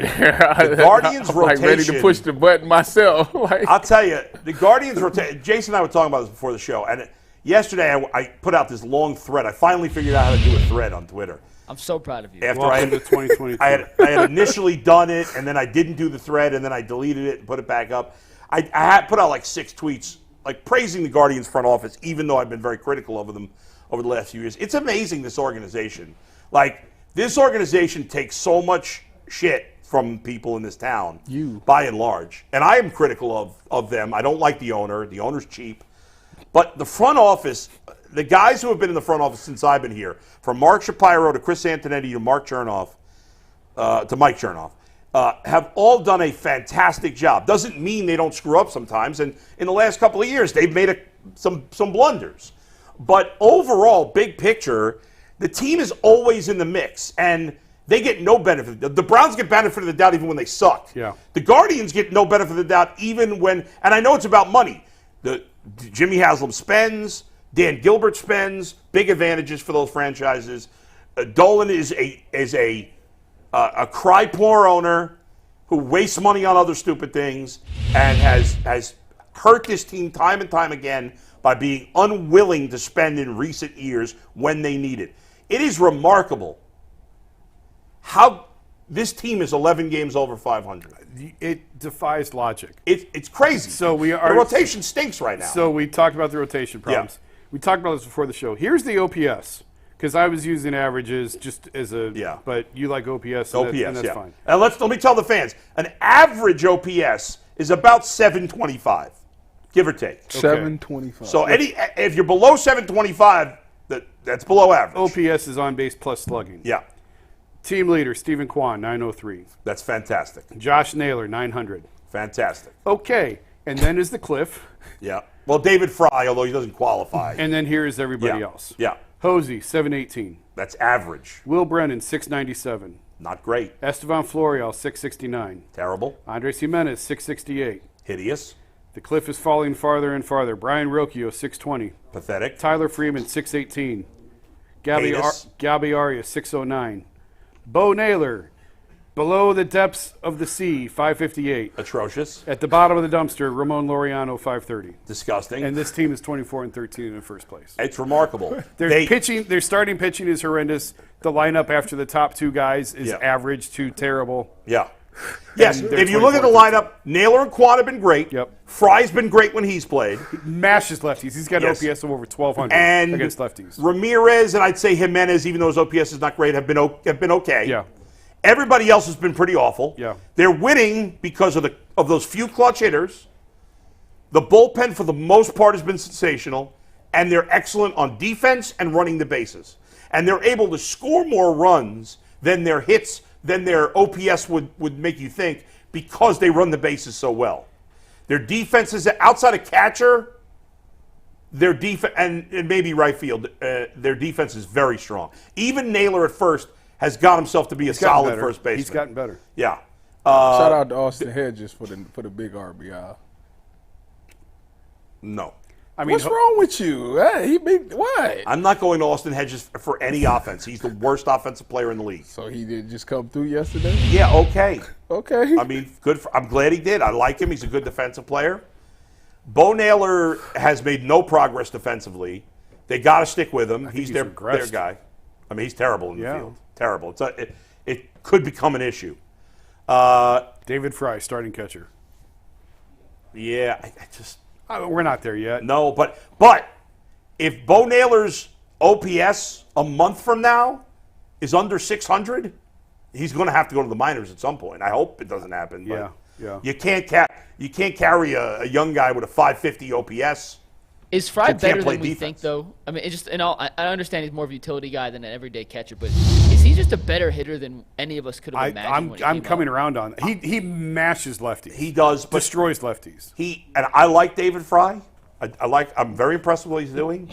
He strikes me as the type of player that he's better with not playing every day. Yeah, it very well could be. You know, like I feel like you play him every day, he maybe gonna get gets exposed. Yep. So I think he's in a good role playing part-time, and he's excelled at it. I wouldn't mess with it.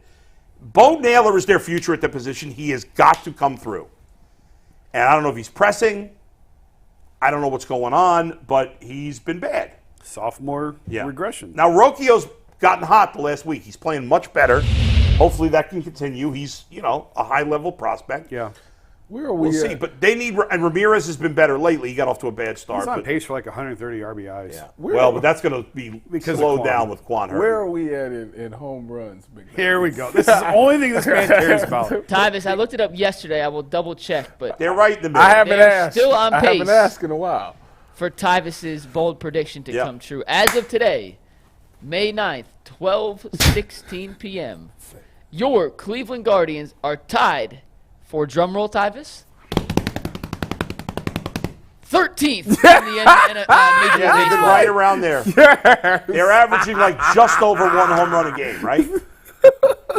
They have 38 home runs, and the record is You 24 and 13. We are so never 38 gonna home hear the runs. end and of You know what the 37 problem wins. is? never gonna hear the end of this. If You he's right, we will two, laugh. y'all overthought the situation. Y'all should have just threw Don't something. get cocky It's May 9th. because Josh Naylor gets hurt every year. If he gets hurt, they ain't getting that number. Stop it. They need to put Josh Naylor in bubble wrap right now because he and Quan will carry in the team. Yeah. And now Hosey. Quan's going to be out a while. And Hosey. All right, Hosey, I'll throw him in there. But Naylor's been sensational. Yes. I got to give him a ton of credit because, I've given the mea culpa about this many times, but I didn't think he was going to ever hit lefties. He has. I didn't think he'd ever be an adequate first baseman. He has. He has turned himself into a hell of a ball player. Yep. He is a very good, I think he's now a low-tier all-star player. And I did not think he'd ever be that good. He set himself up for quite a payday. Yeah. I'm just waiting on Jimenez to start hitting home runs. He's got one. I know. It bothers me. He can't let Stephen Kwan outdo him at home Well, runs. Stephen Quan's going to be out a month, so. He can't let Stephen Kwan outdo him in home runs. Maybe he can catch him by the time Quan gets back. Yeah. Well, hopefully. What's but Quan have? 3? 3. good to see Kyle Manzardo get his first hit. He didn't start yesterday. He pinch hit, and he came through when it was an opposite field hit. And then they pinch ran for him after that. I would assume he'll be in the starting lineup today. Yeah, I would think so. Who they? The White Sox, right? White Yeah. Sox. Yeah. Four-game series in Chicago starting Yeah. today. Is Fetty, is that what we said? Eric Fetty's Eric on the mound? Fetty. Yeah. By the way, I had somebody on Twitter after I was putting all those messages out about the Guardians asked me for a list of pitchers that the Guardians should go after, and so I wrote a list. Wait, can I ask one thing about Manzardo before you read the list? Yeah, Do you sure. want to hear that? Sure. Obviously, it was an 0-for-7 start for Manzardo. He had the 5 strikeouts to pinch hit yesterday and come through in the way he did. It wasn't a beautiful hit. I mean, he inside-outed it, hit it to left field. Steve, you can take tag board and play it whenever you want. It's one hit, but to get that first one on the board. That's all that matters. Yeah, that's what I Yeah. have to How say. much confidence, and especially in a moment like this, to go opposite field, drop in for a single. I mean, that was a big-time clutch hit for a guy who struggled in his first 2 games. The world is lifted off of his shoulders. 100%. It is. It doesn't matter what it looks. It's funny. I mean, I'm not comparing my son to a major leaguer yet, but he's moved up in the league, got off to a tough start, and he got hit by a pitch, so it was his first time on base, like 3rd or 4th game, and then he actually hit it off his foot, and the ump didn't catch it, so it counted as an infield single. That's all he needed. All he needed was, and then his next time then up, he crushed it. Then he hit it to the fence. Yeah, and his next, like all you need is just to get that one, I'm telling you. and makes then you're off and rolling. Because if those at-bats pile up without a hit, the stress piles on. Yes. It doubles. Yes. And you're like, oh, my God, I'm never going to get a hit. And it's like embarrassing, and it's scary, and it's frustrating. And so now he's just going to relax, and hopefully the talent will come through. Yep. You know, guys hitting, I tell my little leaguers this all the time. It's obvious. There's nothing harder in sports than hitting a baseball. That's true. It is. It's I a don't know. job. Returning a serve in tennis is pretty difficult. Well, serves are returned way more often than balls are hit in baseball. I agree with that statement. All right? I tell my kids all the time, the greatest players in baseball fail about 70% of the time. Fail 70%. You fail 70% of the time in basketball, You're in cut. football, as a pitcher, you're gone. You're out. Hitting a baseball is the hardest thing to do. And so not surprised. And it's not like football where you get a week to kind of recover. And, you know, in baseball, next day. And you can get in your head playing baseball so easily. I'm telling you. And that's what happens. When you see talented guys who are struggling, it's like the great players in the NBA and the NFL, when they're in their prime, if they're healthy, they don't really go into slumps. Maybe one bad game. But, like, how often does Patrick Mahomes have a game where he's like, oh, he's terrible? He did this year. There was a couple. Not that many. Say he did LeBron James. How many bad games does LeBron have? He right? did this year. He's got a streak of 10-plus points. I can't remember the number. It's insane. It's like 1,200 games now. Yeah. Something But crazy. Mike Trout goes 0 for 4 plenty of times. Yeah. It Aaron happens. Judge got He goes moved to 1 for Stadium. 4 with a single Steph plenty Curry of times. had a game where he didn't hit a 3. I hear you, Tyvis, but that's once a season. I know. You know, the best baseball players are going to have a quarter of the season where they have bad games. And it's just, you have to be able to adjust to all that failure in a way and be able to deal with all the times you don't come through. Yeah. Some guys can't handle it. And that's why you see some guys who are top prospects and dominate at the lower level, and they get to the majors and they fail and they fail and they fail, and they can't get over the mental hurdle. There's a lot of that. And you don't think about it that much, but that's a big part of it. So I'm not saying that was going to be the case with Manzardo necessarily, but getting that first big league hit is such a big deal. I got a miscellaneous question for you. All right, I have a miscellaneous answer. Okay. For your series of tweets, Yeah. you ended it with hashtag for the land. Yes. Once the Cavs beat the Celtics, will you do a series of tweets that say let them know? I will. Okay. I will. Even though I think let them know is kind of lame, and I think for the land is cool, but I could be wrong. Well, I'm not that cool myself. Bull, Go before ahead. you give us your pitchers list, and I do want to hear it, Tyvis, because you're a baseball hitting expert, will you just break down mechanics-wise what you saw from Manzardo's swing here, please? What'd you think of his load? Let me look at it. What'd you think of his load? All right. Pause. Yeah, stop that. You're going to cut that out. Watch I his like, load. Watch his load. I feel like he could have shifted his weight forward a little bit more on that hit, but, he got what he needed to get. I like it, though. Let me see that swing one more time. I actually thought it was a great swing. It's going to loop around, Tyvis. We can't stop it. It's going to loop around. Just hold on one second. He really let that ball get into him. Yep. And he was not nervous. He let the ball get deep. The ball went deep on Manzardo. Yeah, that was a good swing. You know what? It looked like me back when I was in 2010 when I was playing varsity baseball. You got to get in this David Njoku charity softball game. By the way, why would he let me in it? you know a lot of people. You're a former athlete. By the way, we should talk to David Njoku about us doing the play-by-play. I'm in conversation with his brother. So I'm a former athlete again, not a media member. You are a former athlete and a media member. That's never changed. You can be two things at once. No, you can't. Yes, you can. No, you cannot. Yes, you can. I'm a former athlete. That's it. Nope. I am a broadcaster and fantasy football expert. No, you're not. You Oh, I lost. You certainly lost to me. Well, experts don't win all the time. Yes, they do. No, they do not. That's what makes them experts. No, that's not true. Bull, who's your list of pitchers before we get to our 2-year anniversary? Well, real quick, recap? first of all, good job by David Fry hitting the game-tying homer. That was huge. We were talking about Fry. We didn't mention the game-tying homer. Yep. Rocchio got the game-winning hit. Here's my list of pitchers. Some of these guys I've mentioned already, but I'll mention them again. Justin Verlander. That's the pie in the sky, least likely, obviously. He's getting hit. But he'll be all right. He ain't striking guys out. Guys are not missing. He missed a lot of time. We'll see. Jesus Luzardo. That's coming off the IL soon. Eric Fetty from the White Sox. Maybe the White Sox wouldn't trade him, but he's not like a cornerstone piece, so I think they could. I just don't think they'd trade him in the division. Probably not, but you never know. Another guy on the Marlins, Trevor Rogers. You know, some of these guys are mid-back rotation starters, but you need some innings eaters that are solid pitchers. Yeah. J.P. Sears and Paul Blackburn from Oakland. And I have one other guy I thought maybe, I think if he gets out of Colorado could be decent, but I don't know his contract. I didn't look at his contract because I didn't have him on the list initially. But Kyle Freeland from the Rockies could be an interesting guy. He might be a guy who would be, he could be even a third starter in another ballpark. So this, right now there's not that many teams that are that bad. And if you're that bad this early, you don't have a lot of starting pitching. Yeah, the market really hasn't emerged as to who's going to be available and who's not. Right. Anybody you trade for now, it's a massive overpay because it's so far ahead of the deadline. Right. But when you get to the deadline, it's going to be a massive overpay as well. But, yeah, there's some interesting arms. Somebody asked me about Sean Manaea of the Mets. I like him. I like him, too. He could be interesting. If the Mets drop out of it. You got to see some of these other teams. If the Cardinals are out of it. Now, the Cardinals are having another bad season. So funny because the Cardinals stunk last year. A lot of people picked them to win the Central, and so far they've been terrible. And I didn't think they were going to be good, but they've got some interesting veteran starters. Kyle Gibson, who's pitched really well. Mm-hmm. They've got Lance Lynn, who has not pitched well, but he's a veteran who could go to another team in contention and pitch well. Maybe even Steven Matz. I don't like him as much. He's kind of struggled for a long time. What about the Rays?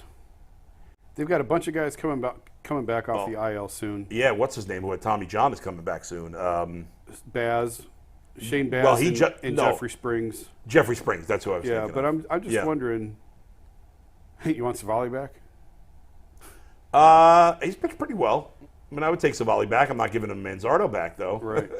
But I just like, obviously those two organizations link up quite often. Yeah, that's true. They've got some arms. They're not having a great season, but I don't know if they're going to give up just yet. No, I don't think they're going to give up, but they've got to make room for some of these guys that are coming back. Yeah. And last thing, Mike, what might end up happening is as good as the Guardians bullpen is, maybe they get reinforcements on that end because it's less expensive, both prospect-wise, especially if you get like good middle relievers. Yeah. We'll see. All right. We've been talking about it at the beginning of the show. Today is the 2-year anniversary of the Ultimate Cleveland Sports Show. We love all the fans. Thank you.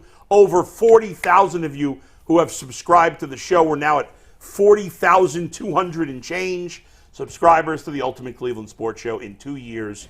We're in the top, I believe, 1.5% of all YouTube channels on the planet. So we thank you so much for that. Thank you for being a part of it. And now you get to be an extra part of it, Mike.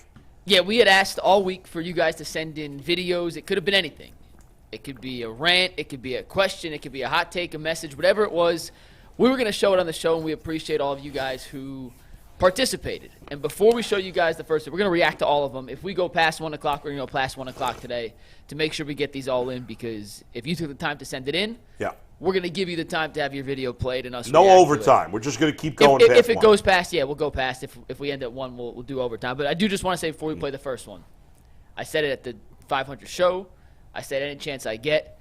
I cannot say thank you from all of us here enough, from the bottom of our hearts, for helping make UCSS become what it has become over the last 2 years. We couldn't do this if it wasn't for your continued support each and every day, and truly, truly from the bottom of my heart. Thank you for accepting me personally as a non-Clevelander to the city, for accepting this show as a new form of media, And I know I'm speaking for Earl, Anthony, Steve, and everyone out on the panel, and even the people who aren't here, and EP Steve who's sitting out there as well. Thank you, thank you, thank you, thank you, thank you, thank you, thank you. We love you guys. We appreciate you guys. You guys make us laugh. You make us want to rip our hair out sometimes, but it's all in good fun. And seriously, we could not do this without you, so thank you. And the more you support us, with all the support you've given, it's allowed us to do extra things, our spin-off shows, and who knows, maybe more in the future. The more you guys support, the more we're able to do, and we love you for it. Go ahead, Mike.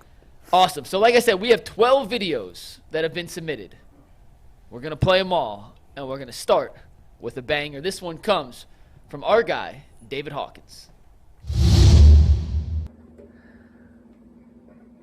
I have a show that I love oh so much. Gonna draft it first out of all of the punch. Have the best sports talk, that is their goal. Why won't you tell me that we'll win the Super Bowl?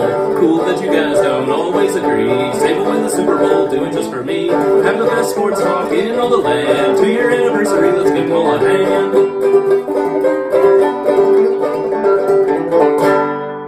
Happy 2-year anniversary, guys. Thanks for all the great content. That was awesome. That was good. Can you That's teach, some skill. He need to teach me how to do that. You know what I'm saying? What is that, a banjo? That is I think awesome. it's a banjo, yeah. David, nice need job, some man. I lessons love on that. Yeah, that was good. Thank you, David. You're a good Makes me want banjo do-si-do. player. I wish did I could not play it expect instrument. a special. Now, our guy Eddie, who's going to show up in a sec, Yeah, he'll has sing. sung for us before. He's Yeah. made jingles, but that's the first instrumental we've ever I had know. that is UCSS pretty exclusive. good. And that David could play. Like, that was Yeah. some legit banjo playing. Yeah. I wish I could play it. Can you guys play an instrument? No, I wish I could. Right? I honked on a horn for a while. really? A trumpet for a few Pause. years. Any of you guys play an instrument back there? I'm not a trumpet. I played saxophone in high school. In high school. That's what I'm saying. All right. Junior high. I always wanted to be a wait, drummer, man. What Fifth, does sixth, seventh What grade. does Steve do? The drums? Yeah, Steve's the drummer. Yeah. Oh, Steve's a drummer. That's right. I forgot. He is the Director little Steve. drummer boy. I would be more A of little. a guitar guy myself. I wanted to be a drummer, let's man. jam I always out thought together. drummers I were can so teach you. badass in rock bands. Yeah. All right, our next video submission. And when I think of Steve, I don't think of badass. No offense, Steve. I love you. You know that. He's a little But choir you're not a boy. badass. He's a choir boy. I know. He's not a. ones you gotta worry about. He says quiet the ones quiet you ones gotta you worry have to about. worry That is about. Well, All right. Usually the serial killers. it those are ain't good you. guys. Usually that holds true, but not with Yeah. you, Steve. All right, our next one is a question. A question from Nathan. Steve, whenever you're ready, let's hear from Nathan. UCSS was good. First of all, I want to say to Mikey McNuggets, appreciate you for coming to the city and claiming it as your own. You're doing a lot for the city, and especially you too, Earl. Shout out, Earl. You're doing a lot too. Keep doing your thing. But my question is, what current Cleveland athlete would you want on the panel as a regular? What Good question. By the way, first of all, Nathan kind of dissed Anthony by shouting me out to Mike and Earl. And he just left Anthony completely out. I'll remember that, Nathan. Yeah, really? Well, somebody give Anthony some love, too, for crying out loud. He's part of the behind the glass team, too. current athlete you'd want If on, we could have a on the panel as a regular? Yeah, go ahead, guys. I feel like I got to think about this. You I got know somebody already? Yeah, I got somebody, and Who? it's probably not who you would think. Who you got? Because I got somebody too. Go ahead. I was gonna say JOK. All right, go ahead. Oh, is it only a Cleveland player? That's what- Cleveland athlete Yeah, you want on the Cleveland panel as a athlete. Go regular. ahead. JOK is actually like one of the coolest laid back dudes. Actually could crack jokes. Like I think he'd actually fit in perfectly with the See, stuff. that's the thing, because like obviously there's really big name guys, Yeah. but I don't know how much personality they would bring out. That's why I went with Austin Hedges. Oh, that'd be awesome. Great to- answer. just A to watch great answer. Bull and Austin Hedges go at it every day would be awesome, and he is hysterical. Austin is a great guy. Yeah. He's hilarious.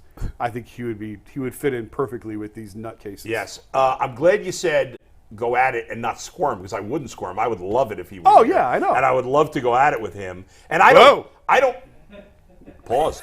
I take no pleasure in saying that he's not a good hitter. I think you take great pleasure in it. Well, actually.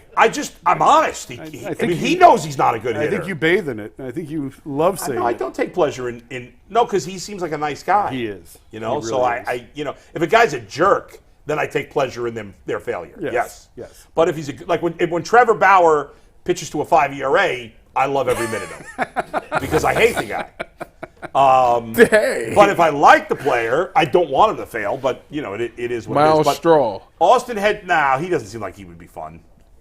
Hedges would be good. I think that's a good one. If it were, I think Stephen Kwan would be really good too. Don't you think? Yeah, he's a little more nerdy, smart, insightful. You know who else would be really good? Mackenzie. Tristan would be terrific. Tristan would be great. You know who would be great? Donovan Mitchell.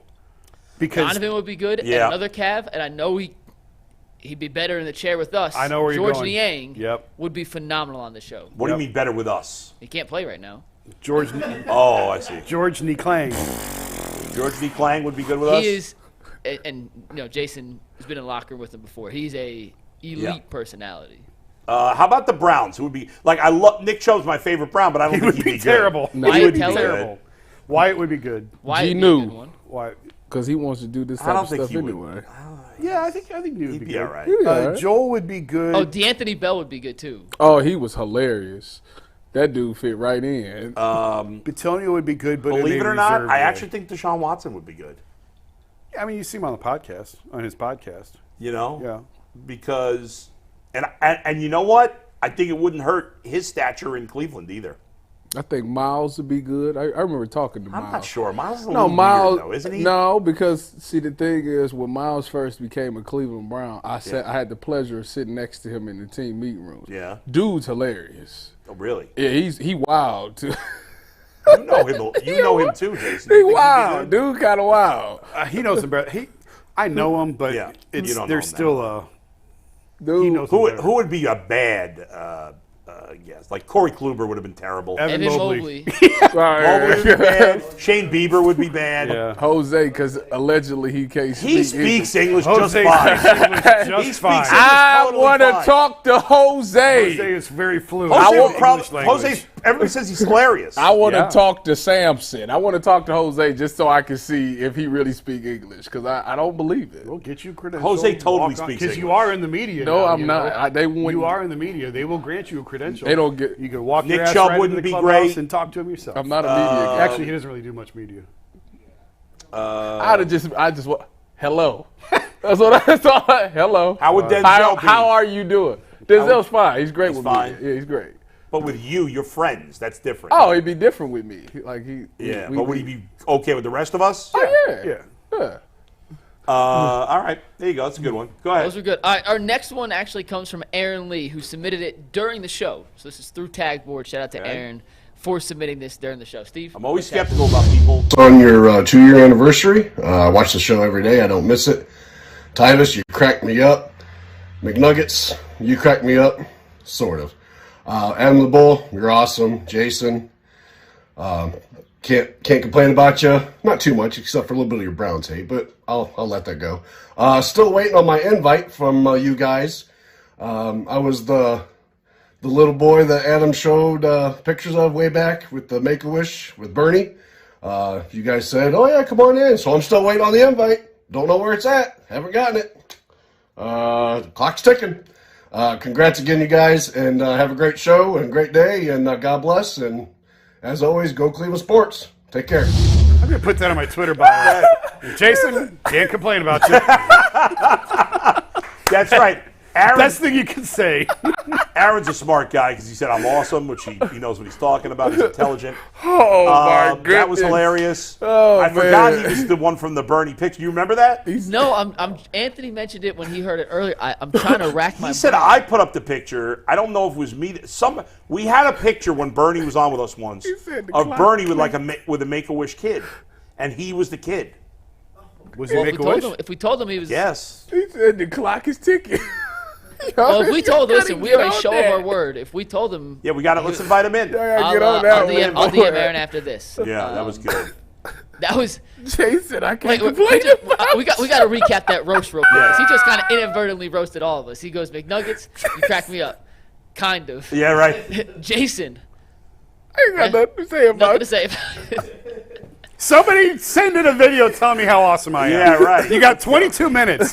Somebody send me a video telling me how great I am. I already know it. But And your wife? That will not happen. I guarantee you that will not happen. So before we get to our next one, Yeah. because we have 2 international submissions. Yes. I asked Anthony to do a little data. Before we take this full, can you guys guess the 10 countries we are most popular in? United States. Germany. Australia. Check, check, check. England. Check, check. Mexico. Incorrect. Australia. Canada. Australia. Canada and Australia, 6. We said Mexico. Oh, India. 7. If you guess the last 3. North Korea. How many people South in Korea India? wasn't They on the can't list, even but not get on North the Korea. internet. What's North the Korea. place that G said by mistake? Oh, No. Palestine. Yeah, Palestine. Nah, The last 3, are you yeah, ready? there's not. I don't think there's any internet watching in Palestine right now. We don't want to go That down is that to road. never be spoken We of. do not want to go down that road. Last 3. Now it's awkward for a different reason. France, France. Japan, Yeah.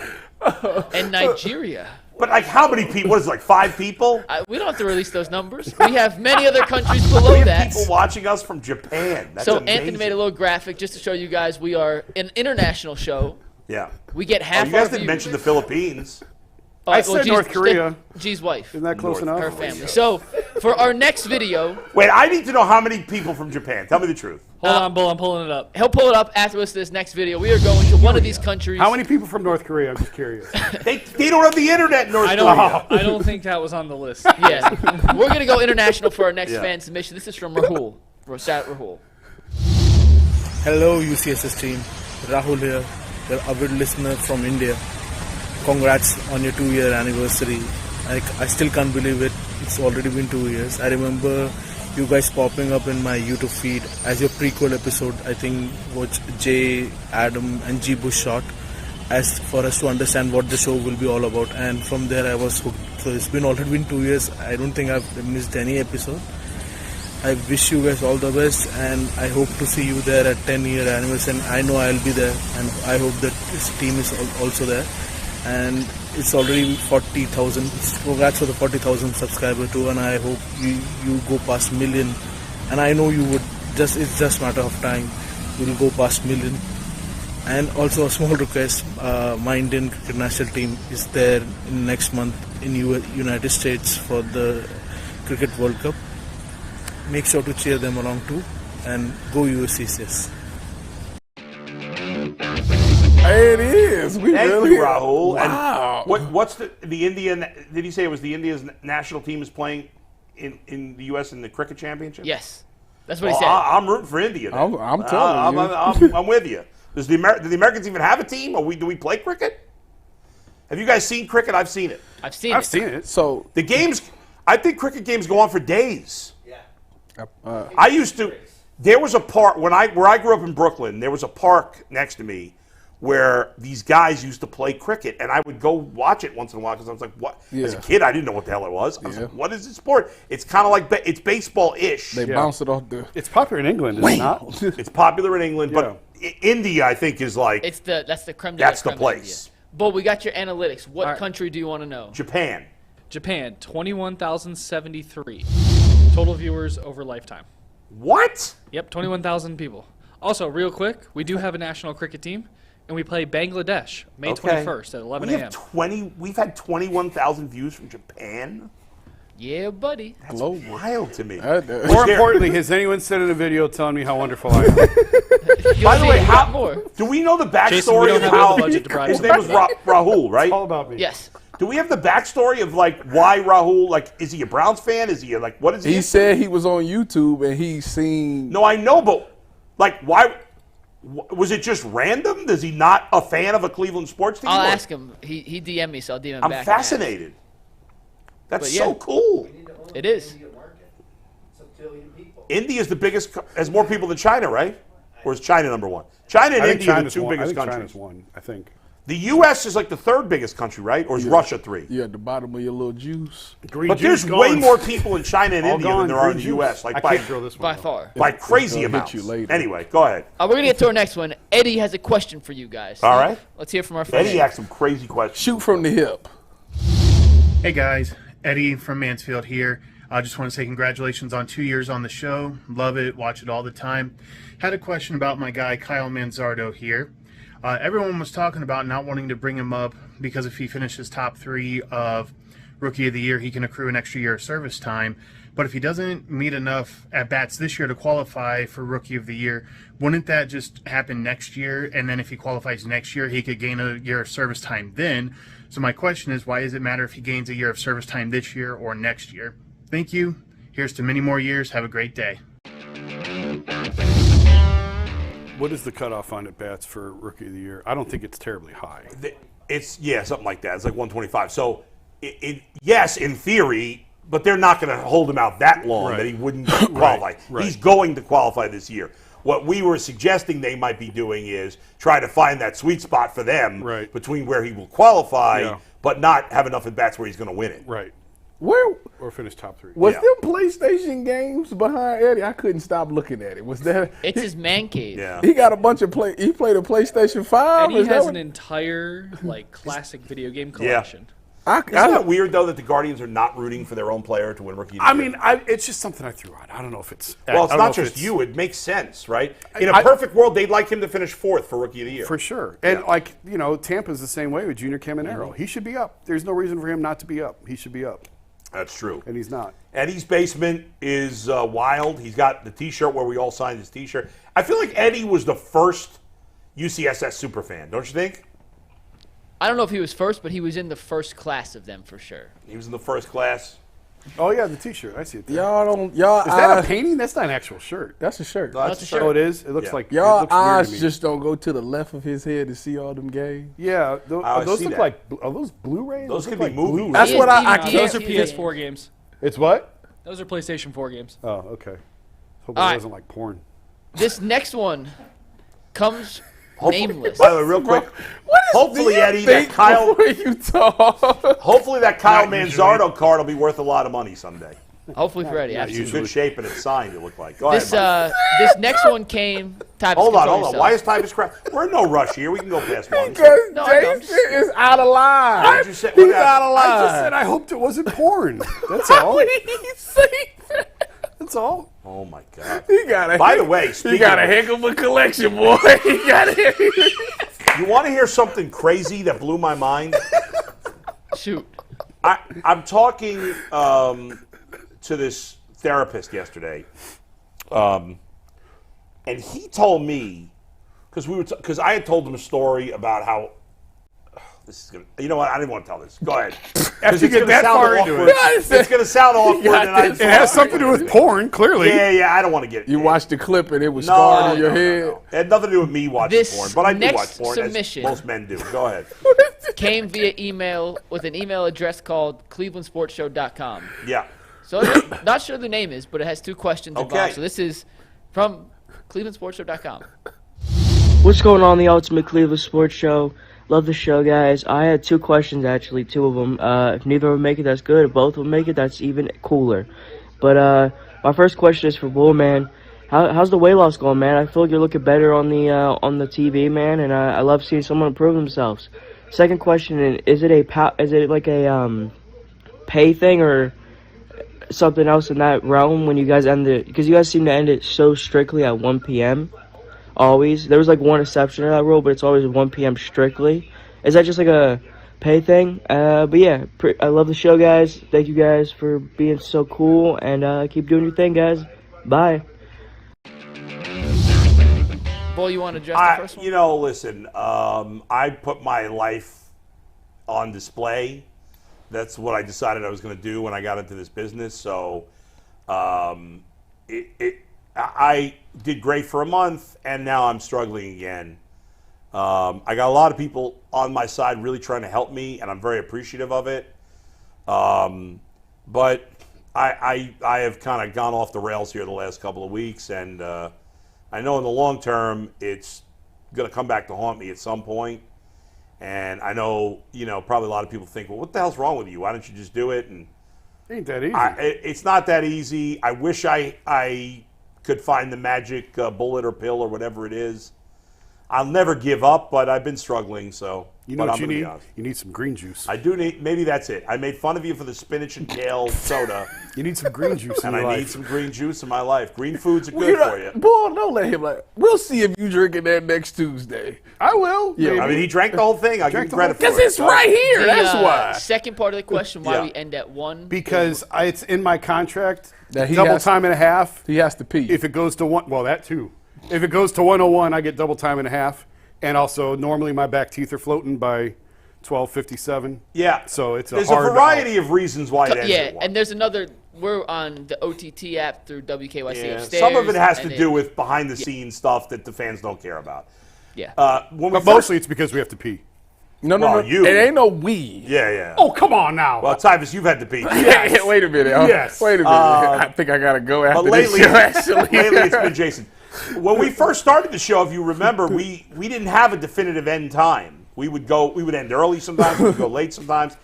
Eventually, we got to the point where, because there's other apps that the show is on or whatever, we mostly end at 1. There have been a couple of shows we've gone past 1, and today will probably be one of them. And I'm going to get yelled at afterwards for it, so. It's also because we have our overtime segment for our paid members. We don't charge a lot, but we have a paid member thing, so we want to have some what's the word I'm looking for? Some content that is exclusive for the members who are paying a little extra. Yeah. So it all goes into it. Every male in your mid-40s, go ahead and start drinking coffee around 9, 10 a.m. and then sit there and don't pee. I have never from had 11 a cup until of coffee 1. in my Well, life. if you pee at like 10:50, you should be good. Well, I'm all right now. I've been drinking coffee since 5:30 this You're morning. 30, Tyvis. And who told y'all to get old? Well, I don't drink coffee. I have no problem with my peeing. I but peed at 10:15. I do have to pee in the middle of the night every night. You or gotta most pee? nights. I always Our kick the next dog. one- The dog lays in the worst spots. Our I next always one kick is the just a dog. message, no question. Yeah. And this comes from Dogecoin McRiblets. Of course See? it does. That's a funny name. Dogecoin McRiblets. Yo, Dogecoin McRiblet here. Nice to talk to you. Just wanted to say I love watching your guys' show every day. I listen every single day, and you guys keep killing it. I love watching you. You make the day go by so quick when I just can listen to you guys scream and talk about Cleveland sports. So I just want to say thank you, and I appreciate what you guys do. Go Browns. The most important is Dogecoin still going to the moon? I think it came back. Oh, really? Did you get in? I on think it was that? an Apollo 13 situation. Did any of y'all get in on that though? Because No. it was going up for a little. I think it was a Challenger situation. Actually, I have no idea what you're talking about. Dogecoin It was was that like a stock. stupid Bitcoin that It was a wasn't real. shitcoin. Yeah, right. What, Bitcoin's real? Well, Dogecoin's certainly less than. Oh. It was supposed to go. Elon Musk said it was going to the moon, and it literally was taking off, and then it just crashed and burned. Most things Elon Do you guys want Musk to know how touches much it's crash valued and at right burns. now? Yeah, what is the value? It is 15 cents. All right. It was like 40-something cents back in that time. Yeah. Take a look at what Twitter was worth when he bought it and what it's worth now. It's down like that. Oh, God, yes. Twitter is nothing but porn now. That's a fact. Yeah, It's an even advertisement. Jason's That's a tweet fact. nudes in Sucks. bio. I wish I didn't have you to about, use it. You about killed me with Nudes in the bio. that. You about killed All me with right, that. our next message, Thanks, Dogecoin. Dogecoin McRiblets, comes McRillies. from Down Under. Our guy David Yeah, I with a love message David. on our 2-year anniversary. G'day blokes, good to see you all again. Happy second birthday. And as we do here in Australia, celebrate it with a cold one. It's Thursday night here, heading into your Thursday morning, so happy birthday. Congratulations on the 2-year anniversary. Here's cheers to that. Have yourselves a cracking day and a cracking show. You know we all love it. Now for the sad but serious question, I guess. We look like we're going to bounce out without raising a fist in these NBA playoffs. The Cavs are just not going to compete as we've seen with the Boston Celtics. Moving forward, I guess you can look at it in two ways. With JB Bickerstaff, I think beyond a hot seat, I think it's a flaming throne. Who is likely to replace him? One, as your dream pick, who would be the coach that you would, no cost, no contract obligations being a problem? Who would you pick? Myself, I think I'd like Steve Kerr. As for front office with Altman, I don't know whether or not you keep him or move him on. That's, I guess, a discussion point for you guys to have. So who would you love to have as the replacement coach moving forward to help this team hopefully develop even further and develop some of these players that we've got that have potential, but as we all know, potential is only, so far.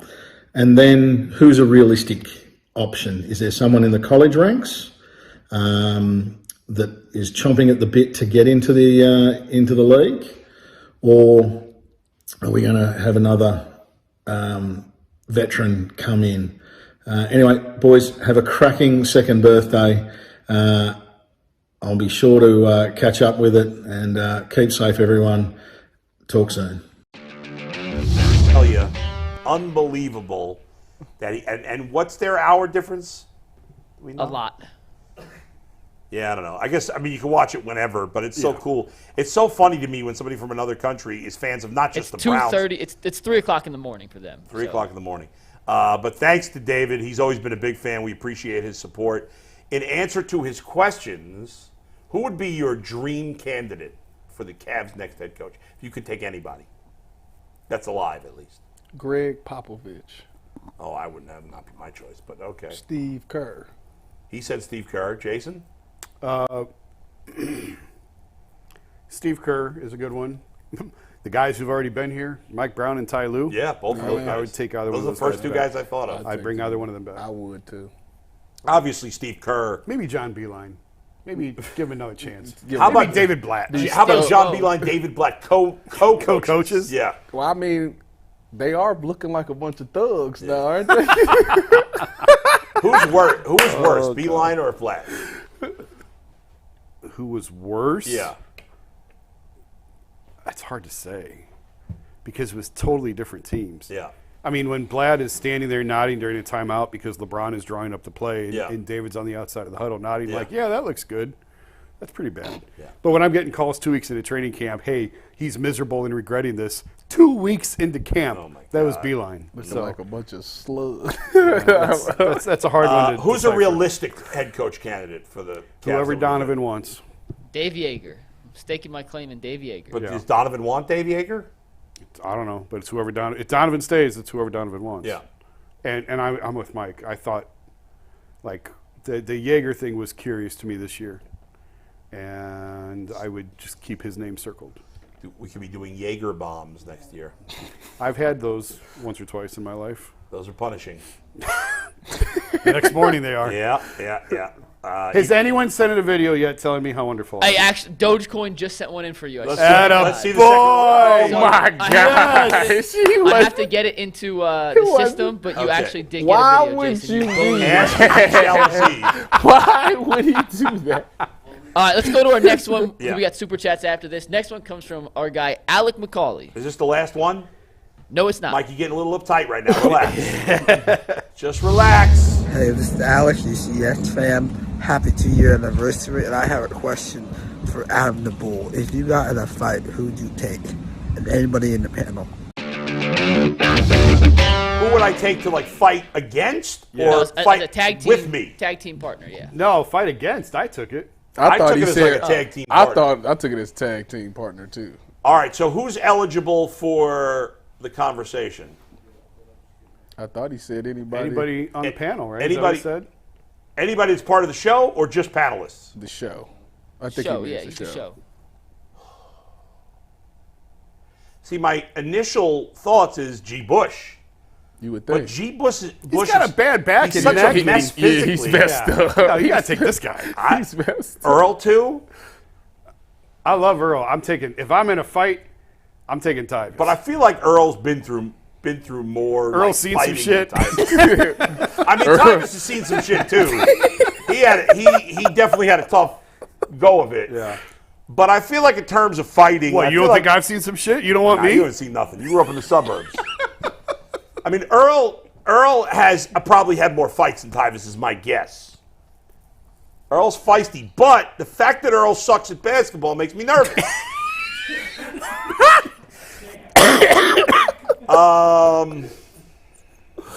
But G. Bush is big as a house, man. Yeah, but he's crippled. That's true, man. Don't say it like that. That poor guy's had so many neck and back problems. Yeah, he just can't. One chair shot and it's over. One chair How shot. many fights have you had in your life, Tyvus? Nice handful. How about you, Earl? How many you had? Too many to count. Is the expression I just read off Earl's face. I mean, I punched a kid in junior high once. That ain't no fight. A fight is when you know that the end of it could be very bad. Yeah. And in the suburbs, you can't experience that, for the most part. It's between Tyvus and Earl. I've ruled out G. Bush. I'm struggling with this one. It's close. I'm taking Earl. I'm not gonna lie. I'm taking Earl too. All right. Well, if it's me, I'm taking Earl. Who would you fight against? Earl because Earl he knows how to fight, I think. Whose ass could you kick? Who are you taking if you got to fight somebody? Now? Yeah. Now I'm in. I'm strong. You. I'm like dad strong. Yeah. Old man strength is real. I got I old tell man my kids strength. all the time. But if I know how to If fight. I fight anyone, we're all fighting Director Steve. Let's be honest. Let's call a spade a That's spade. true. It's We're all Director fighting Steve. Director Steve. That's right. You're right. You're right. I mean, That's the most physical contact Steve's ever imposed on another human being. Director Steve. that's not even fair. It's not even fair. But you see, I didn't grow up in the suburbs either. I grew up in the city too. Wait a minute. So I've been in fights where you better fight for your life. Bull, Steve is definitely a guy that could take a punch. He looked like he got punked out of a lot of lunch money growing up. Steve, were you bullied as a kid? I hope he You wasn't. bullied as a kid, Steve? No. You can't bully Steve. Everyone loves Steve. He looks like he got pumped of a lot of his lunch. He looked like he got some swirlies in his life. Like, he definitely got some swirlies. Hey, Jason. You asked, and our guy Dogecoin right. delivered. This is Dogecoin McRiblet with a second submission. Steve, take that. I hope it's bad. Yo, Dogecoin McRiblet's back at you. Just wanted to say that I love the show. I told you guys that already. I watch every day. I'm watching right now while delivering mail. Don't tell the post office, but I just wanted to say that Jason is the best, and I love him. Yes! Yes! Man, on the clock. My man out here committing felonies, stealing mail. I'll take it. He put I'll his take job on the line I would for have not this. had him pegged as a postman. He said, I'm delivering mail. Don't We tell get the my best fans in the world, man. We get the best That fans. is funny. Dogecoin McRiblet, the That's MVP my guy. of That's the such a show. great Come on. nickname. That's my guy. McRiblet. Oh, man, and put his You got any job on more? the line for Yeah, you, we got Jason. 3 more. Oh, 3 more. Let's go. This next one's a little long. It's 2 minutes. And it's from our guy, Jay Kimball, who makes sure he watches UCSS to stay in touch with Cleveland, Yeah. despite living in Tampa. Steve, let's hear from Jay.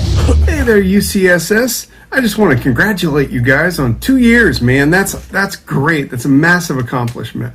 I think I've been watching you guys for about a year now. I discovered you guys via G. Bush, but I was regularly watching Quincy Carrier. I know Bull likes to take some crap over that, but found G. Bush, love G. Bush, love you, G. Bush, and found the show and was just blown away. Love what you guys are doing.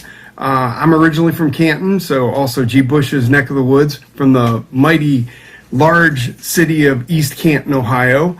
I now live in Tampa Bay. I escaped the cold about 20 years ago, and it's funny to see Jay on there now because I had no idea he was a Browns fan, and it's kind of cool because he was covering the Bucs down here for a while when I was here. I love sports talk. I love how it oftentimes leads to cultural stuff that I don't necessarily get or even hear about. looking the way that I look, and for people who don't look like me. Like I learned all about the rap crap going on right now, so that was kind of fun. I do want to shout out Anthony, because I know that he has said in the past he's not necessarily the sports guy, but on overtime just the other week, they were calling it the boringest overtime ever, but honestly, he was sounding like he actually knew sports like the rest of y'all, and I know that's not necessarily true, but good job, Anthony. Anyway, the last thing I want to say here is for Bull. Bull, man, you need a new pick on your podcast, man. That looks like you're 30 years younger than what you are, and I know that's probably from when it was. You haven't looked like that in a long time, man. It freaks me out because I'm like, who in the world is this showing up? And it's Bull. Anyway, thanks, guys. Appreciate you. Love the show. Love the show. Thank you. Thank you, Jay. That picture was when we first started Bull and Fox, or maybe a year in. So it's probably from 2012 or 13. So it's not 30 years old, but it's about 10 years old. But I had lost a lot of weight then. I had a great looking beard. I thought I was looking hot then. Why don't you grow it out? I was smoking. Why don't you grow it No, out? now my beard's gray. So I like that picture, so I'm going to stick with it. What else did he say? When Jay talking about learning the rap stuff was awesome, because he's like the whitest guy ever. Jay learned about learning the ways. Jay Crawford? No, were you not listening to him? Jay was saying how he likes how he was taught about all the rap. Oh, stuff when I going was on. teaching it Yeah, to you. yeah, Okay. right. Kendrick's up. What else did he say? He shouted at Anthony for not being the most boring overtime. Right, I told giving you Anthony was going to some get his which love. was Don't nice. He loves G. Bush, which is great. And there was something else I wanted to comment on. The that Quincy he said. Carrier thing. Oh, I got to. It's Quincy Avery. Wait, who's Deshaun's coach? Quincy Avery. I don't have a problem with Quincy Carrier. I know people always confuse it. Yeah, Quincy Avery, I was pissed at because he was really nasty to Aditi, who's my friend. I don't have any beef with Quincy Carrier. He comes on, and we've argued at times, just like I argue with everybody else. I don't have a beef with him. We got two more guys. Yeah. This next one comes from Byron Farr. Let's take a listen. It's a question. How's it going, UCCS gentlemen? Congrats on the 2 years. Many more to come. I'm a big fan. I watch you guys every single day. My fan question would be this. If you were in a dark alley about to get attacked, who would you rather be protected by? A dog or an elf? Come on, gentlemen. We know what the answer is. Go Brownies. Hoo. I think we'd all take the dog, right? I hate that elf. I am a dog. So I hate that elf. 2 dogs. Yeah, well, I think we're all kind of done with the elf. Is the elf on the field again this year? God, I hope not. They vote on it again. They do the vote. They're voting on it every year? I would imagine. Why not? Nothing's In his intimidating email, like an he elf. also said, if you want to pick G. Bush as the appropriate answer, you could pick G. Bush as the appropriate answer. What, to take If you were in a with- dark alley and you had to have one on your side. I'm not taking G because G. One chair shot. That's it. Look, even if we was outnumbered and we had to run, G still is the wrong answer because he ain't gonna make it. Can I outrun G. Bush? I don't know. He's not I gonna think I make could. it. That should be like When he did a 40-yard dash. What's that? Remember we taped you doing the 40-yard dash in the gym? Yeah, and I wasn't that bad. I was better than you guys thought. Impressive, yeah. Click on his feet. I've always been faster than people expect for my weight, That's why I stole a lot of bases in high school. I forgot y'all did. Y'all literally stopped, got the camera, took it in there. And We let measured the 40 man yards. run. And I somehow did not pull a hamstring or a quad. That was That was the shocking part. It wasn't that Yeah. you broke 6 seconds. It was you didn't pull a hamstring or an Yeah. Achilles. Funny for doing All right, we it. got one more? We do. And someone who doesn't get enough recognition on the show is EP Steve, who is equally a part of this team's success as any individual one of us. So we asked Steve, who is in studio today, to record a little something, just like we did with Jay and this is G. a roast? So I here thought he is was talking Steve about Becker, director EP Steve. Steve's message for making it through 2 years of UCSS. You're welcome, Cleveland.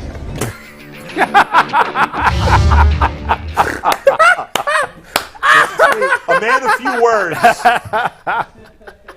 I thought he was going to say, you're all getting 2-year extensions. What a heartfelt, sentimental message that was.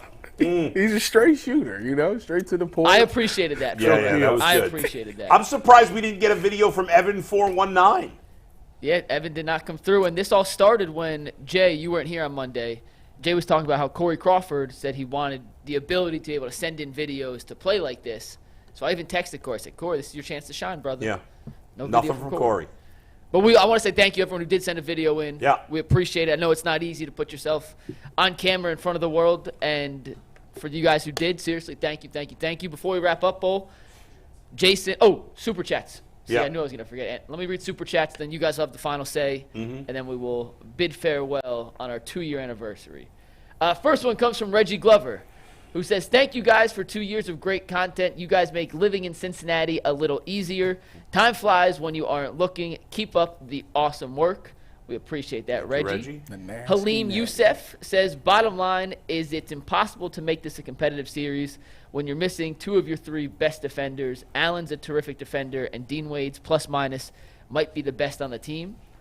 Well, they can't be the 2 of the 3 best defenders when I'm told Mobley and Okoro are the 2 best defenders on the team. They are. Okay, so it's not 2 of them. It's numbers 3 and 4, right? I'll put Okoro over Wade. It's 2 of 4. No matter how you want to order it 4, specifically, right. 2 of 4. Mud says that Jay needs an alert before Bowles' mode of exaggeration. Not quite sure exactly what that was. Jason, in get reference over to. it. Let's go. I've had to get Rated over a lot R dealing with you. says the road defense. Talk about the Browns and the #1 defense. Road defense wasn't that bad. The offense kept turning over the ball, which put the defense on short fields. Makes the road's defensive numbers look even worse. Certainly true in the Houston game. Shame on DTR and Joe Flacco. Phillip would have never. Oh, would you stop? Batman says trade Darius Garland. Dude plays like a 2K rec random. Time is up with that. And Mud, who turns out Mud's real name is David Hawkins because he's the banjo guy. Oh, he's the banjo guy? Who always sends the super chats. Mud's the banjo guy. That was awesome. The banjo playing was incredible. So thank you, Mud, for that. And that's going to wrap it up for our super chat. So Bull, we'll end with Tyvis. Actually, Tyvis, we'll start with you. We'll end with Bull. Yeah. Why do Tyvis, 2 years. 2 years. What say you? 2 years have been great. 2 years have been great. I love the fact that we can, no matter who's on the panel, we all have a great connection. We can share our thoughts. I love the fact that we can talk freely amongst each other. Nobody's judged. Nobody has any grudges. We are actually all really good friends outside of all of this. Jason's life is unbelievably fun, and I still wish that I could just shadow him for just 24 hours. I could say so much to that, but I won't. Even director Steve, Steve was, I didn't even tell y'all this. I drove past Steve today on the highway. I started to cut him off, but due to the fact that I actually care about the guy, decided to let him live and get here on time. So I truly love everybody. Here's to 2 more years, man. We're going to the top with this. Jason. Well, I was the redheaded stepchild. I was not invited to the Open. I was a late addition. Yeah. Nobody wanted me. Oh, my. Get over it. You're not getting on the shirt. Well, nobody wanted me. I wanted him. Once I got, now he's giving me a hard time. Once I got in the door, it was like, no, you can't get rid of me. I ain't let you get rid of me. So I love it. I have a great time doing this. I had no idea how long this would last when I first got the call. Showed up one day and thought, yeah, well, I'll cash the checks as long as they keep handing them out. And now I'm all in. I love doing this. It's the best 2 hours of the day. We just laugh and laugh and laugh. Here's to 20 more. Screw 2 more. Yeah. I got 20 years to retirement. I need 20 more years out of this. Yeah, no doubt. I was, in fact, just saying to my wife today, because we were talking about, I got to put a new roof on my house, which is the worst, right? Because you put a new kitchen in, it's like, oh, I got a new kitchen. You get a new roof, you're like, well, I'm you not don't even notice it. Who cares? There's nothing exciting about a new roof. And we were talking about, when's the right time to do it and spending money, and then we turned it into, maybe we should buy, another house in Rocky River, a nicer, newer house. I mean, my house is nice, but like maybe we'll get a newer house and a bigger house. I don't know. And it's like, when I first moved to Cleveland, my first few years here, I loved it and had a great time and was enjoying what I was doing. But there was part of me that had one eye in other places. I was always looking about earlier in my career about like, do I want to get back to New York? Can I go to Chicago? I would go to Philly. You know, there were a few cities I was considering if I had an opportunity moving to. And over the years, I was actually offered 2 different jobs during my time. And eventually I ended up turning both down. And as the years went by, it became like, oh, well, now I'd only go to New York or Boston. Or now I'd only go to New York. And then eventually it got to the point where I was like, you know what? My wife and I were talking a few years back, and I was like, we're so happy here. I wouldn't want to go anywhere else. And when I switched jobs and took the chance of leaving a very stable, it's hard to have a stable job in this industry. And I had a very stable job at 92.3 The Fan and had great times and had great coworkers. But I felt like it was time for a change in my life, and I didn't want to, spend all afternoon and early evening working. I wanted to have more time free in the afternoons, and so I took a chance, and I'm so glad I did. It was the best decision I ever made, even though my time there was great. I was just saying to my wife, and I was just saying to somebody else I was talking to recently, that it almost at times feels like I don't work because I have so much fun doing this and so much fun doing my podcast, and it's not as much of a time commitment as it used to be. And it just doesn't feel like a grind. At times, doing a 5-hour radio show can be a grind. This is never a grind. No. It ain't. Never. Just when I got to hold my pee. Yeah, exactly. That's it.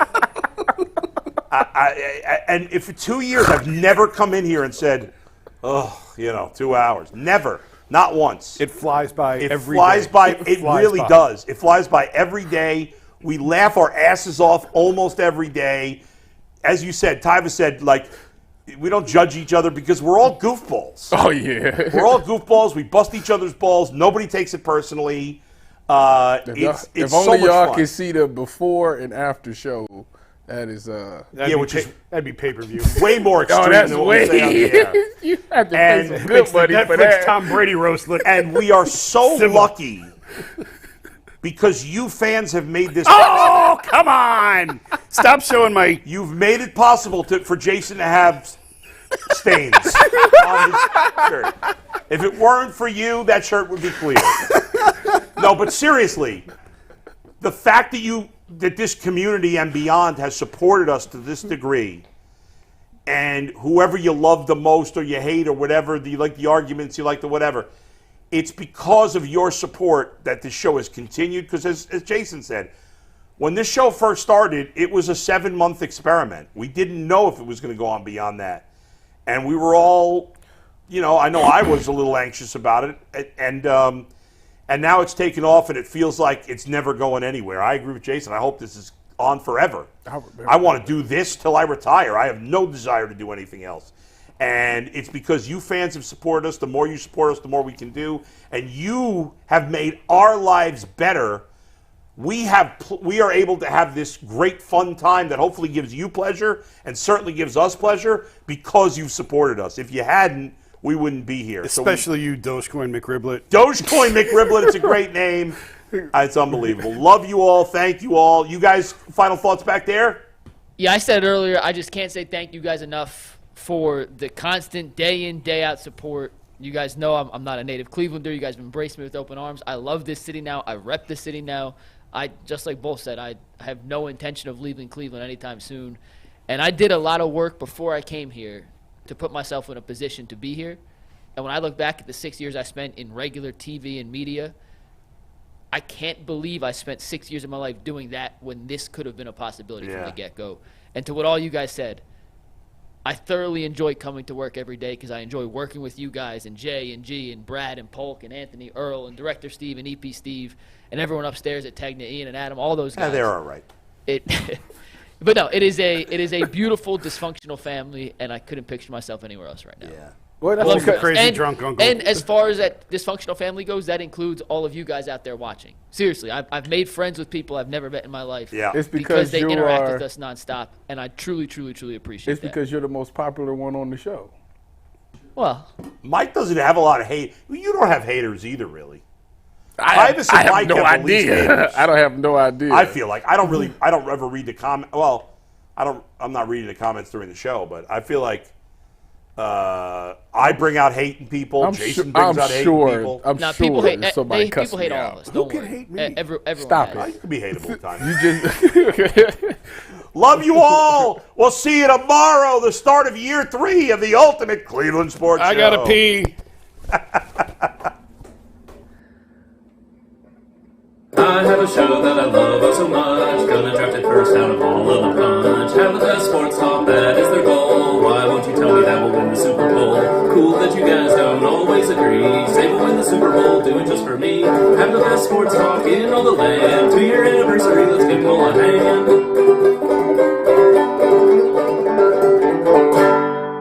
Happy 2-year anniversary, guys. Thanks for all the great content.